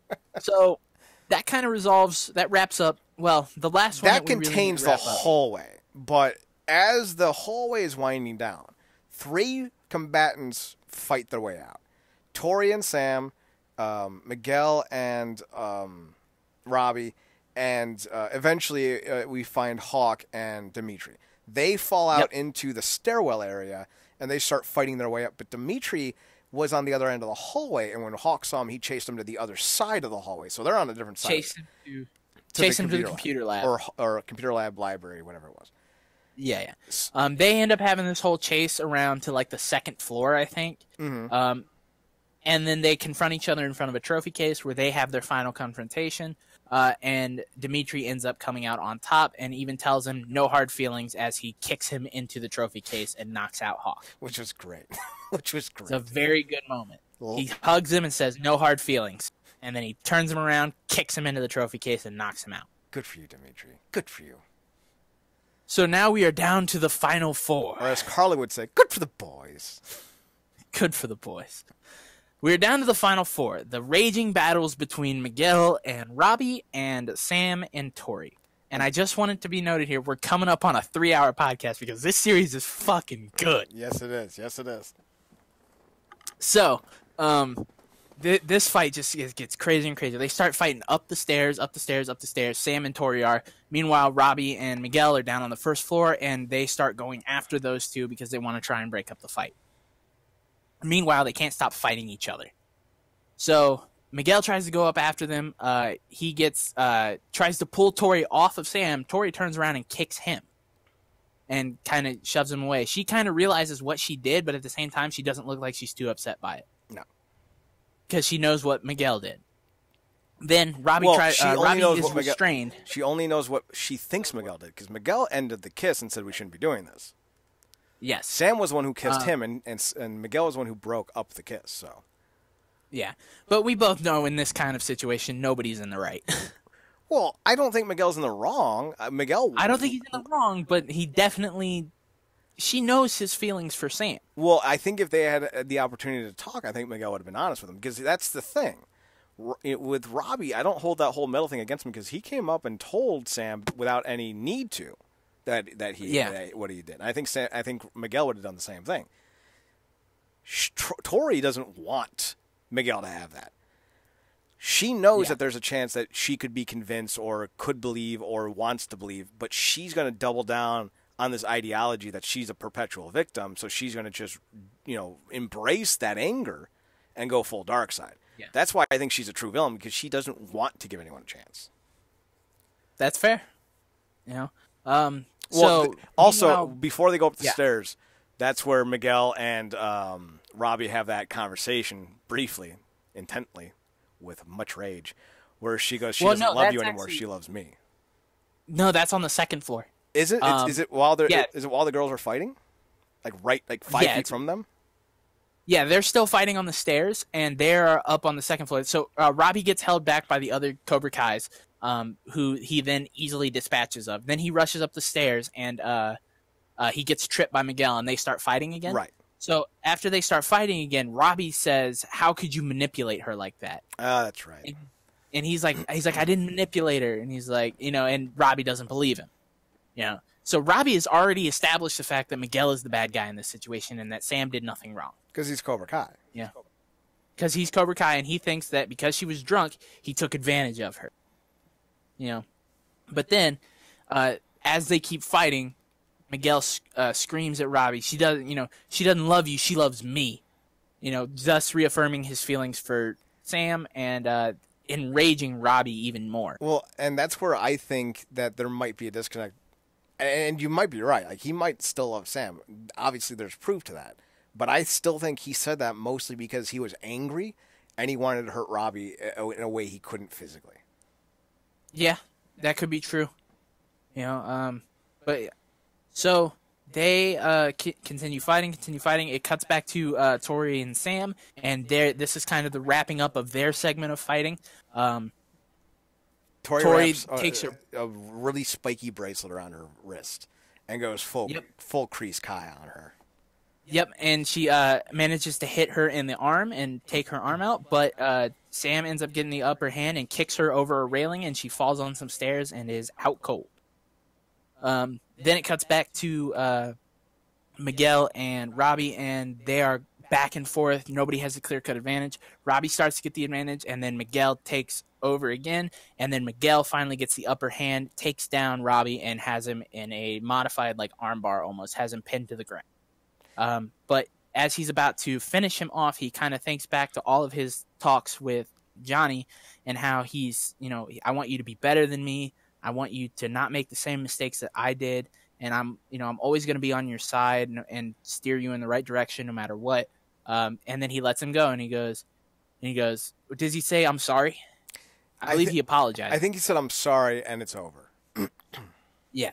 And this isn't enough for Robbie. His anger takes control of him. He gets out of it, starts kicking him, kicks him a couple times, and then kicks him over the railing of the second floor, where Miguel falls from the second floor to the railing of the stairs below and hits his back on the stairs. Potentially, we don't know exactly what happened to him, but potentially paralyzing him. It does knock him unconscious, and everybody is kind of freaked out, and they're like, Robbie, what did you do? Yeah, Sam said that. She looked at Robbie and said, what did you do? And Robbie instantly sees what he's done and runs. And runs away.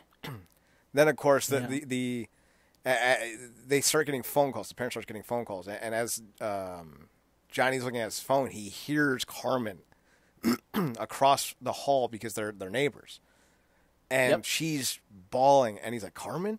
And, they go to the school. They go to the hospital where they announce that, he's in a coma. Like, he is in bad shape. And Carmen goes, I never want to see you again. I don't want you around my son. You're dead to us. And that devastates Johnny. But not so much to he goes and sees Miguel after that. And I was going to say, Carmen is an X-ray technician. And the nurse tells her, is like, you know how these things go. The next 24 hours are very critical. Mm-hmm. Nobody really knows exactly what the problem is. They do put up an X-ray of his neck, so it probably has something to do with the are those the C vertebrae? Yeah, but it's also a head trauma they're worried about because he even though he hit mostly on his back, there's still a lot of concussive force against his head. So he's in. I'm sure there's bleeding on the brain as well, but they don't say anything. Like we're just hypothesizing. They don't mention any medical terminology whatsoever. Right. So he sees how rough of shape Miguel is in. Like he goes and sees him, and again he can't bring himself to go in the room. Now either that's because Carmen had just yelled at him and he didn't feel right doing that, or he felt ashamed, or he was just scared like before with his son in the hospital when he was being born. But either reason, he ends up leaving. And he goes to the beach to... Well, he listens to the voicemail. Well, he goes to the beach, and that's where he listens to the voicemail, is it? No, he listens to the voicemail while he's looking through the window. That's right. Okay. And in that voicemail, Miguel is trying to ask Johnny for advice on girls. Because he doesn't know what to do with the whole Sam situation, the Tori situation. He goes, you're much better at this than I am, Sensei, so I just wanted to get your advice.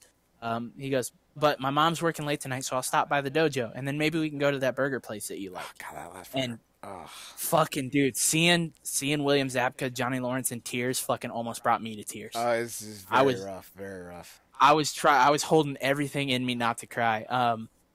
So he starts to lose it, and he leaves the hospital. There is a couple more hospital scenes with the LaRussos, and how Sam, is like, it's all my fault, and he's like, Daniel's like, I can't believe Robbie would do something like this. It's not your fault. Don't say things like that. But Sam is kind of having a realization that this is partly her fault. Mm-hmm. It's not all her fault. I will admit that a lot of the blame is to put on all four of these people. Oh, all four, all six are at fault to a point. Yes, being also including Daniel and Johnny. Yes, Johnny's fault lies when he let Kreese in and didn't do enough to correct Kreese's influence. Daniel's influence was by making Cobra Kai the enemy and posterizing Johnny as this symbol of evil to his children. His actions that took place inside of Johnny's apartment. I think that has less to do with what we saw in this moment, because this was a culmination of just a long, brawn-on education. This was Daniel's education on what is right and wrong, being heavily influenced in his kids. And this was a culmination of that. Tori, for being a egomaniacal, vengeful individual. Sam for being... as Dimitri would put it, the clear-cut aggressor. Yes. Sam being impetuous, impulsive, and even maybe a little bit cowardly in her actions. Robbie, trying to be someone not. Robbie for being overzealous. I don't believe Robbie was necessarily reacting in anger, because Miguel whispered it. When you listen to that scene where he goes, I'm sorry, it's very quiet for a reason. I don't think Robbie heard him. I think Robbie thought he had an opportunity and took it and went too far.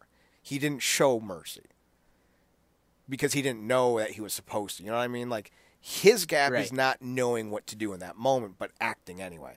While, obviously, with Miguel, it was his impetuous rush into action when Robbie was trying to defuse things. So they all have blame. Again, ladies and gentlemen, the biggest lesson to take away from this, things can be solved if you sit down and talk them out. Or if you punch them first really hard. If these four, I'm going to call them all idiots. They all are. They're all beautiful just sat down. Idiots.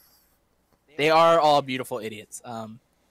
If they had all just sat down and talked everything out, this entire situation could have been avoided. I don't think entirely. Especially in the beginning of the series, when if Sam and Miguel could have talked things out, maybe the relationship wouldn't be so strained between Sam and Robbie. Mm-hmm. Because I don't think... Go ahead. No, I was going to say, I don't think we could have done anything, though, to avoid Tori. If you manage to avoid the kiss scene, then maybe. I don't even think that. I think Tori was hell-bent on, after that first initial outburst between the two of them in episode 2, that this was always going to happen. It could have. I don't think Tori wanted to listen to her because Sam did try to talk to her. You know, there were moments where people tried to talk to Tori, and Tori just doesn't want to listen.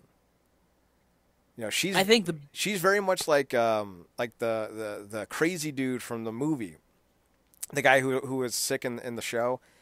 That's how Tommy. That's how she is. She's very much put him in a body bag. I think she even says that at one time. Somebody borrows the put him in the body bag line. I don't know. I know that Hawk at one point says to Dimitri that he's going to be a corpse. Well, somebody reused the put him in a body bag line. Yeah. In the fight scene. I forget who. I think the biggest takeaway from all of this is that when was the last time a series made you question what the possible outcomes of certain actions could have been? Yeah. Game of Thrones. Yeah. Game of Thrones is one. You know, but I think that just goes to show how interesting of a story that they're telling here is, because you're sitting here thinking, well, what if this had happened instead of this? And you go, well, I still think this would have happened, but maybe this could have been avoided. Well, let's wrap up because the Daniel's wife outright says, "You're done. You're done. No more of this. No more." He's like, I'm sick of this. She's out of karate. You're out of karate. Karate's out of karate. We're done.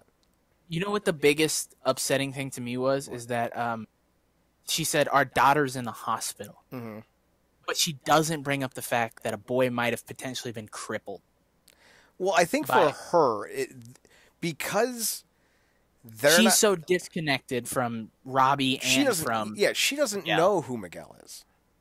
Right. To her only immediacy and the only way to make Daniel think, because Daniel's already said, this is Cobra Kai's fault. Okay. Yeah, we're going to find a way to stop Cobra Kai. Miguel might be in the hospital, but to her, to the mom, she knows that the only person that matters in this moment to the two of them is their daughter. And she goes, your daughter's in the hospital because of what you've been preaching. We're wrong, because in one of the earlier episodes of season 2, in episode 1, she said, Daniel's like, where's Sam? And she's like, she's still up in her room. She's still broken up over the breakup with Miguel. She knows who they had Miguel over for dinner in season 1. But what you're not getting is that's not the point to them. Their daughter's in the hospital. That's their immediate concern. Everything else does not matter. Right, but their daughter has a potentially cracked rib and a few stitches in her arm. Right, but that's what I'm saying. Their daughter. And welt. When you're talking to a father, you don't go, well, there are other people in the hospital. Because I'm going to go out on a limb. That it wasn't just 2 people who went to the hospital after that fight. Yeah. Let's be honest. So there's a lot of kids in the hospital. She's telling him, your daughter, your blood, the person you bore, the person you raised, the person you taught, is in the hospital because the actions and preachings of your life were done. Right. Yeah, 100%. And I think that could go for both. If that elevator scene should have been something more.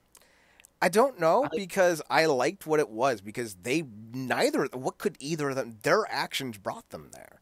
But that's the thing, I think they both realized that what they did and what the other did is they are the very reason to blame for all of this happening, because there needs to be some understanding between the two of them that their rivalry has gone beyond just the two of them. Yes, and when we talk about possibilities for season 3, I have an idea, but we'll get there. So the last real part of the season is Johnny on the beach. Well, he goes to the dojo first. Oh, yeah, that's right. And he finds out that Cobra Kai dojo. Kreese supplanted him. Yeah, he's leading a class there, and he goes, what are you doing in my dojo? He's like, this is my dojo. I created Cobra Kai. It is rightfully mine. And he goes, you're weak. You've lost the drive. You're no longer my strongest pupil. And Hawk even tells him, he's like, Miguel got hurt because you told him to show mercy. If he dies, that's on you. Which is true, but also at the same time, like a very bold claim on Hawk's behalf. But that's who Hawk has become. So that fits his MO. What I found interesting was that all the stuff that they set up in season 1, with how he pays for the dojo, the open contract, all of that, comes back to bite him in the ass, because Trish goes, you don't have a lease. And the landlord doesn't like you. And you know how those handshake deals go. So I thought that was a really good callback to how things started in the first season. Oh yeah, for sure. So then he tells him, he's like, you know what, keep Cobra Kai. He's like, I'm done with it. He's like, basically, it's like the only thing that Cobra Kai has ever brought me is hatred and pain and misery. So I'm done. And he walks out. You know, he has one last look at Kreese. And there was almost a moment where it's like if he had made a move on Kreese, the entirety of those students would have attacked him. Yeah, because they had surrounded Kreese. They all stepped forward to block any pathway to Kreese. Yeah. There was 2 noticeable students that were missing that I noticed, and maybe there were more. But obviously, Miguel wasn't there, and there was no Aisha. Aisha was not there. The only real student that was there that mattered. Well, the 2 that mattered was White, offensive lineman, and Hawk. And there was Tori. Tori was there too. Was Tori there? Yes, Tori was. If you were looking at the scene, she was on the furthest to the left. Oh, I missed that. Yeah. I'm gonna have to go back and rewatch that. At least just I think that it was scene. Tori. I'll double check. So, because as far as I thought, she would just like disappeared after the fight scene. And like the whole discussion in the hospital where they're like, oh, we're gonna make sure that Tori girl gets suspended. She's like, and Sam is even like, I don't care about Tori. I just want to make sure Miguel's gonna be okay. Mm-hmm. And it shows that even after this huge fight, the kids' heads are still kind of in the right place, whereas the parents are so distraught.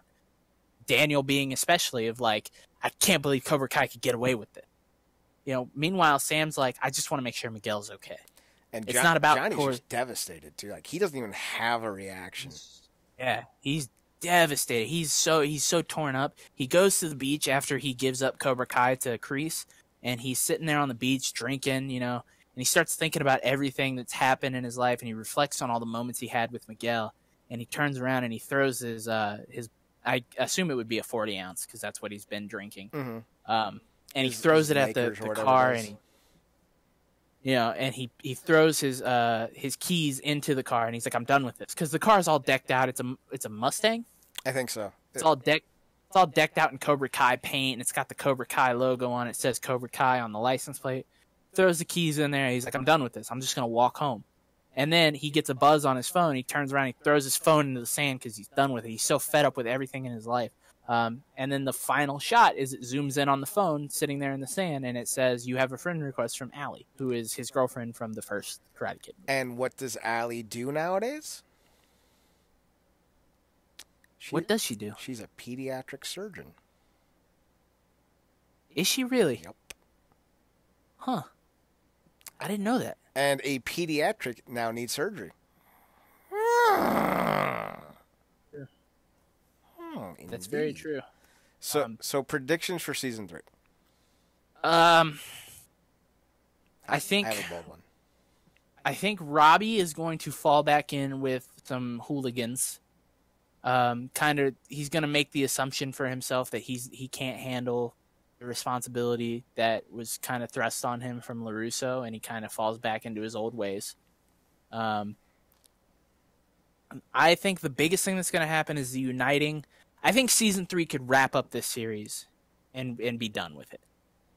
Uniting Johnny and Daniel against Kreese to get rid of Kreese and the Cobra Kai that we once knew for good. Johnny's going to win back Cobra Kai, and they're going to be 2 existing, not cooperative mainly, but they're going to be coexisting karate dojos in Miyagi-Do and Cobra Kai. It's possible that it could end after season. I don't want it to, though, but it at least could bring an end to that arc. Yeah, I'm not saying I want it to end. I like this show a lot. It's one of the best shows that I've watched in years. It's super good, man. And like I said, I honestly believe this is the best piece of media that I've watched this entire year. And you got to remember, season 2 of The Punisher came out, and I love season 2 of The Punisher. I like season 1 of The Punisher too. But I think this far supersedes anything that offered. Well, you need to watch Doom Patrol and Titans. Just throwing that one out there. Yeah, I do need to watch Doom Patrol and Titans, but I very much think this was a really, really good piece of media. I don't disagree. My predictions. Mm-hmm. Kreese is going to recruit Robbie, and Robbie will go with Kreese because he doesn't know what else to do. Because there's going to be a scene where Robbie and his father get into it, and his father's going to ask him, why did you do that? And that's going to break Robbie's heart. Yeah. Daniel's going to have to take a step away from Miyagi-Do. And I believe that Daniel will come to Johnny and ask him to run Miyagi-Do. And then Aisha and Miguel will go with him to Miyagi-Do after Miguel basically makes his mom forgive Johnny. And it's basically going to be Kreese. And I would be flabbergasted if they didn't bring in Kreese's army buddy. Because he's still pretty young. He's in his 50s. Like, he's the age of the rest of the crew. Let me see how old he is. He's like 56, I think. Thomas Ian Griffith. So, yeah, he's 57 or 59. So he's very young compared to Kreese. And he was active up until 2007. So, actually, he was a writer for the series Grimm. So, so I think he would. I think he'll get involved, and it'll be. I like where you're going. Yeah, and it'll be Miguel and Robbie representing Cobra Kai and Miyagi-Do. Switching. Yes, I think that'll be. I think that would be amazing. And Thomas Ian Griffith will train Robbie much like he trained Daniel in movie 3 in the third film. You know what else could happen? There's an entirely fourth movie we're not talking about. Mm-hmm. With characters we haven't seen yet. And I don't mean that off of Will Smith, Jaden Smith film. No, I know. What if Hilary Swank shows up in season 3? The last student of Mr. Miyagi. What if she's like you could write her to be like some kind of like big badass MMA star who went on to like great things because of her training with Mr. Miyagi, and she's just retiring from her run as a mixed martial artist, and hearing about all the things that Mr. Miyagi's last student is doing has brought her to the valley to try to correct things. Yeah. Ooh, and Michael Ironside was in that one. You can bring in Michael Ironside. You can bring Michael Ironside. If there is a season 3, we can almost guarantee we're going to get the return of Elizabeth Shue to play Allie. Yes, I think that's a guarantee. Oh, Walter Goggins is also in that one, by the way. Oh yeah. Look at that. But man, I really hope there's a season 3. There's some points of contention that you and I need to wrap up, because we kind of know where Marcus stands on one of these things. Mm-hmm. But I want to gauge his reaction about these other 3 that I'm going to have for you. All right. So obviously the first question: are you Team Miyagi-Do or are you Team Cobra Kai? I'm Team Cobra. Well, I'm Team Johnny. Well, that's a different question. After season 1, I'm Team Cobra Kai. After season 2, I don't know. I am a free agent because I do not trust the leadership of Miyagi-Do or Cobra Kai, but I do trust the leadership of Johnny Lawrence. I am Team Cobra Kai because I believe mightily that there is going to be a redemption for Cobra Kai towards the end of the series. Johnny's going to get it back, and he's going to steer it in the right direction. Are you Team Daniel LaRusso, or are you Team Johnny Lawrence? I'm Team Johnny Lawrence.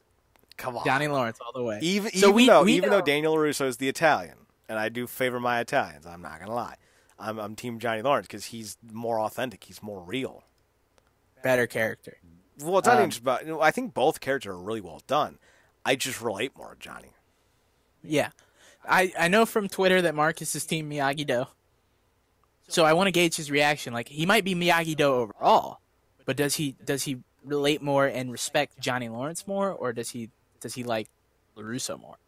Yeah, so these are questions that I think for season 3, if there is one, the 3 of us need to sit down and do the karate cast. The karate cast?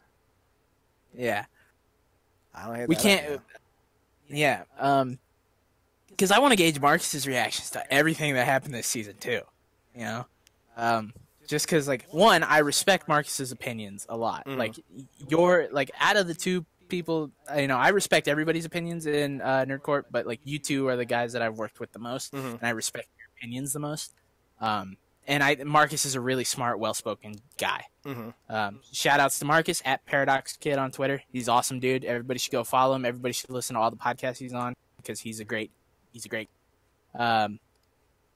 So I want to get his reaction on this too. Are you Team Robbie or Team Miguel? Team Miguel. Although I do get Robbie. I feel I'm more Robbie than Miguel because I want to be more like Miguel.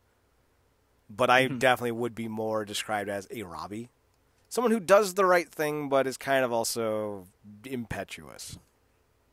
I'm Team Miguel all the way because I am from day one, I saw what they were trying to do with Robbie and supplant him as the new star of like the hero of the series. He's supposed to defeat the evil Cobra Kai, you know. But Miguel is the protagonist. All right, I'm Team Miguel 100%. And then final question: are you Team Sam or Team Tori? Well, are we talking about actions or are we talking about attractions? We are talking about everything together. You have to balance the action with the actions of the characters. I'm Team Nobody. It's a tough choice. I'm Team Tori. I mean, listen. If you're asking me who I prefer, Tori, Peyton List, or I forget Sam's actress's name. I'm going Peyton List. She's gorgeous. She's got these beautiful big eyes. Mary Mauser. Full lips. Like she's got it going on. Mary Mauser's not unattractive by any means. Just Tori's the Peyton List is she's the stoker that resets my fire, if you will. The last two outfits you see her in season 2, the wrapped up flannel shirt she's wearing at the party, and then the what is it? The camouflage jacket. Very with the red top mid-Ohio chic. Oof. Whew. Fucking some Nelly country grammar was fucking playing in the background. Of course, because in Ohio we have 20-year-old rap. Yeah. It fucking or what is getting hot in here. It's playing in the background. Okay, so 15-year-old rap. Because that's yeah.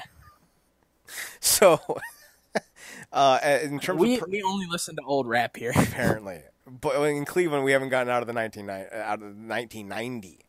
You guys are still listening to Cypress Hill. We've just discovered Bone Thugs and Harmony, and they're from Cleveland. Thuggish, ruggish Bone. So, in terms of personality, definitely Sam over Tori. In terms of attractions, Tori over Sam. But in season 2, I didn't like Sam. And you weren't supposed to. Her whole point was she was going down a dark path. But I don't like in season 1. She was a lot more. She seemed a lot more confident in her actions. She didn't need to be something she wasn't, and she was okay with that.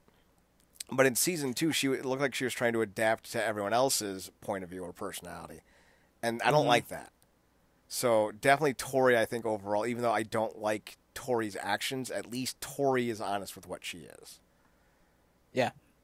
You know, I want everybody in the cast to come around to being characters that we can all agree with. I really don't want Tori to end up being the king villain, of being the one character we cast out at the end of it with Kreese and being like, get out of here. You know, everybody else gets to live happy, but I hope that she finds something. And I hope they don't do the cliche swap where it's like, you know, it was Tori and Miguel and Robbie and Sam, and then they switch and it's Robbie and Tori and, you know, Sam and Miguel. Because I think that's cliche. It's cliche, but it happens so often in real life. I know.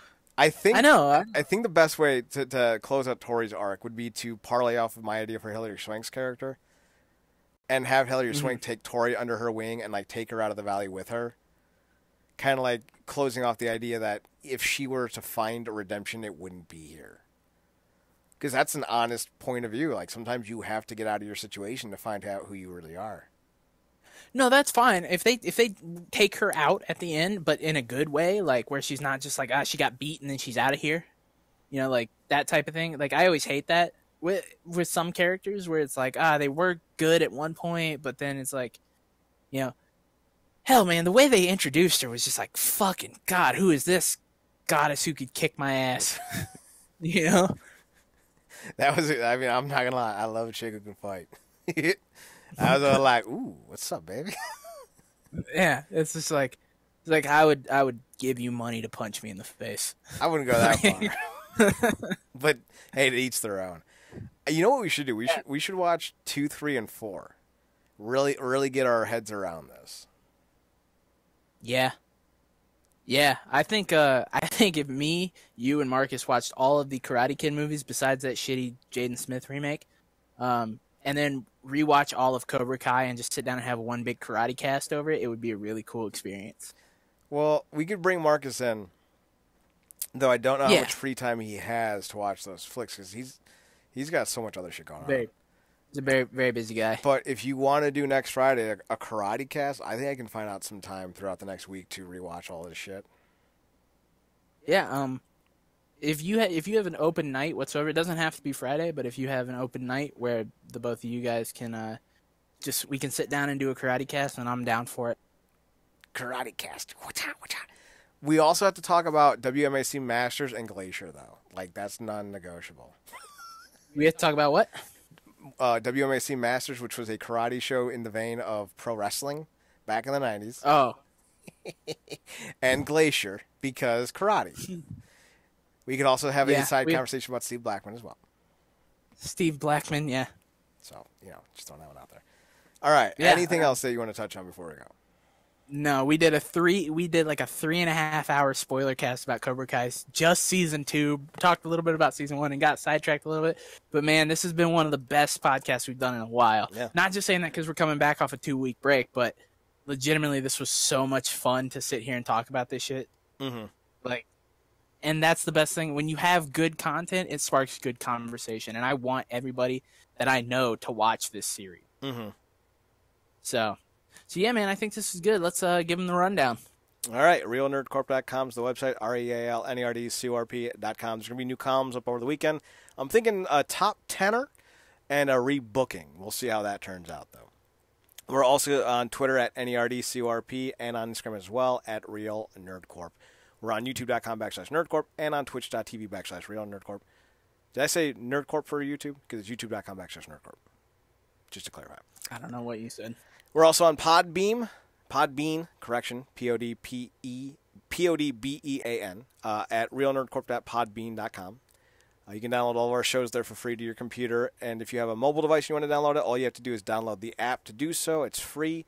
There's no mess to do anything with, so don't worry about that. We're also on iTunes at Nerdcorp, and Swish, where can they find your stuff? You can find me on Twitter at X2000Gregs, X2000GREGS. You can find me on Tumblr, 2000gregs.tumblr.com, and you can find me on Instagram at aswish, AYYSWISH.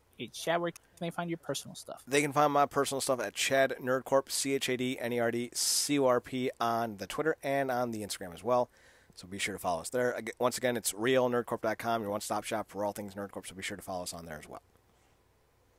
All right, man. Well, that's awesome. I thank you all for listening tonight. I know this is a big spoiler cast. Hopefully anybody who wasn't here because they didn't want to spoil it is going to watch the show, come back, listen to this, and really try and – I would love to hear some differing opinions, some differing expectations for Season 3, and what you guys like the most about Season 2, who your favorite characters are. Also, if you guys leave a comment on YouTube or anything like that, tell us in the comments. Are you Team Cobra Kai or Team Miyagi-Do? Team Johnny or Team Daniel? You Team Miguel or Team Robbie? And are you Team Sam or Team Tori? I would like to hear what the fans think, just so, what the listeners think, just so that we can kind of interact with you guys and figure out where you guys like it. So if this goes up on YouTube, I don't know if you put our stuff up. I'm going to export this to YouTube for sure.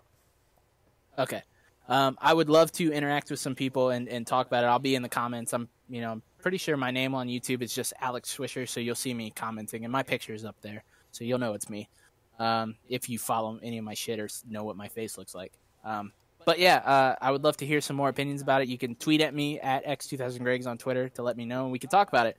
That being said, I thank you all for listening tonight. I know it was a long one. You guys listen to it and enjoy what we had to say about Cobra Kai Season 2. We're going to be back next week, hopefully with either a karate cast or just another edition of the Ohio Guys podcast. We'll see what happens. Just keep an eye out for that. So, yeah, man, appreciate it. We'll see you guys next week. For Chad Porto, I'm Alex Swisher. Thank you all for listening. Goodbye. Good night. And like Johnny Lawrence, Sensei Lawrence has taught us, you got to keep pushing forward or you're going to get stuck. Good night, everybody.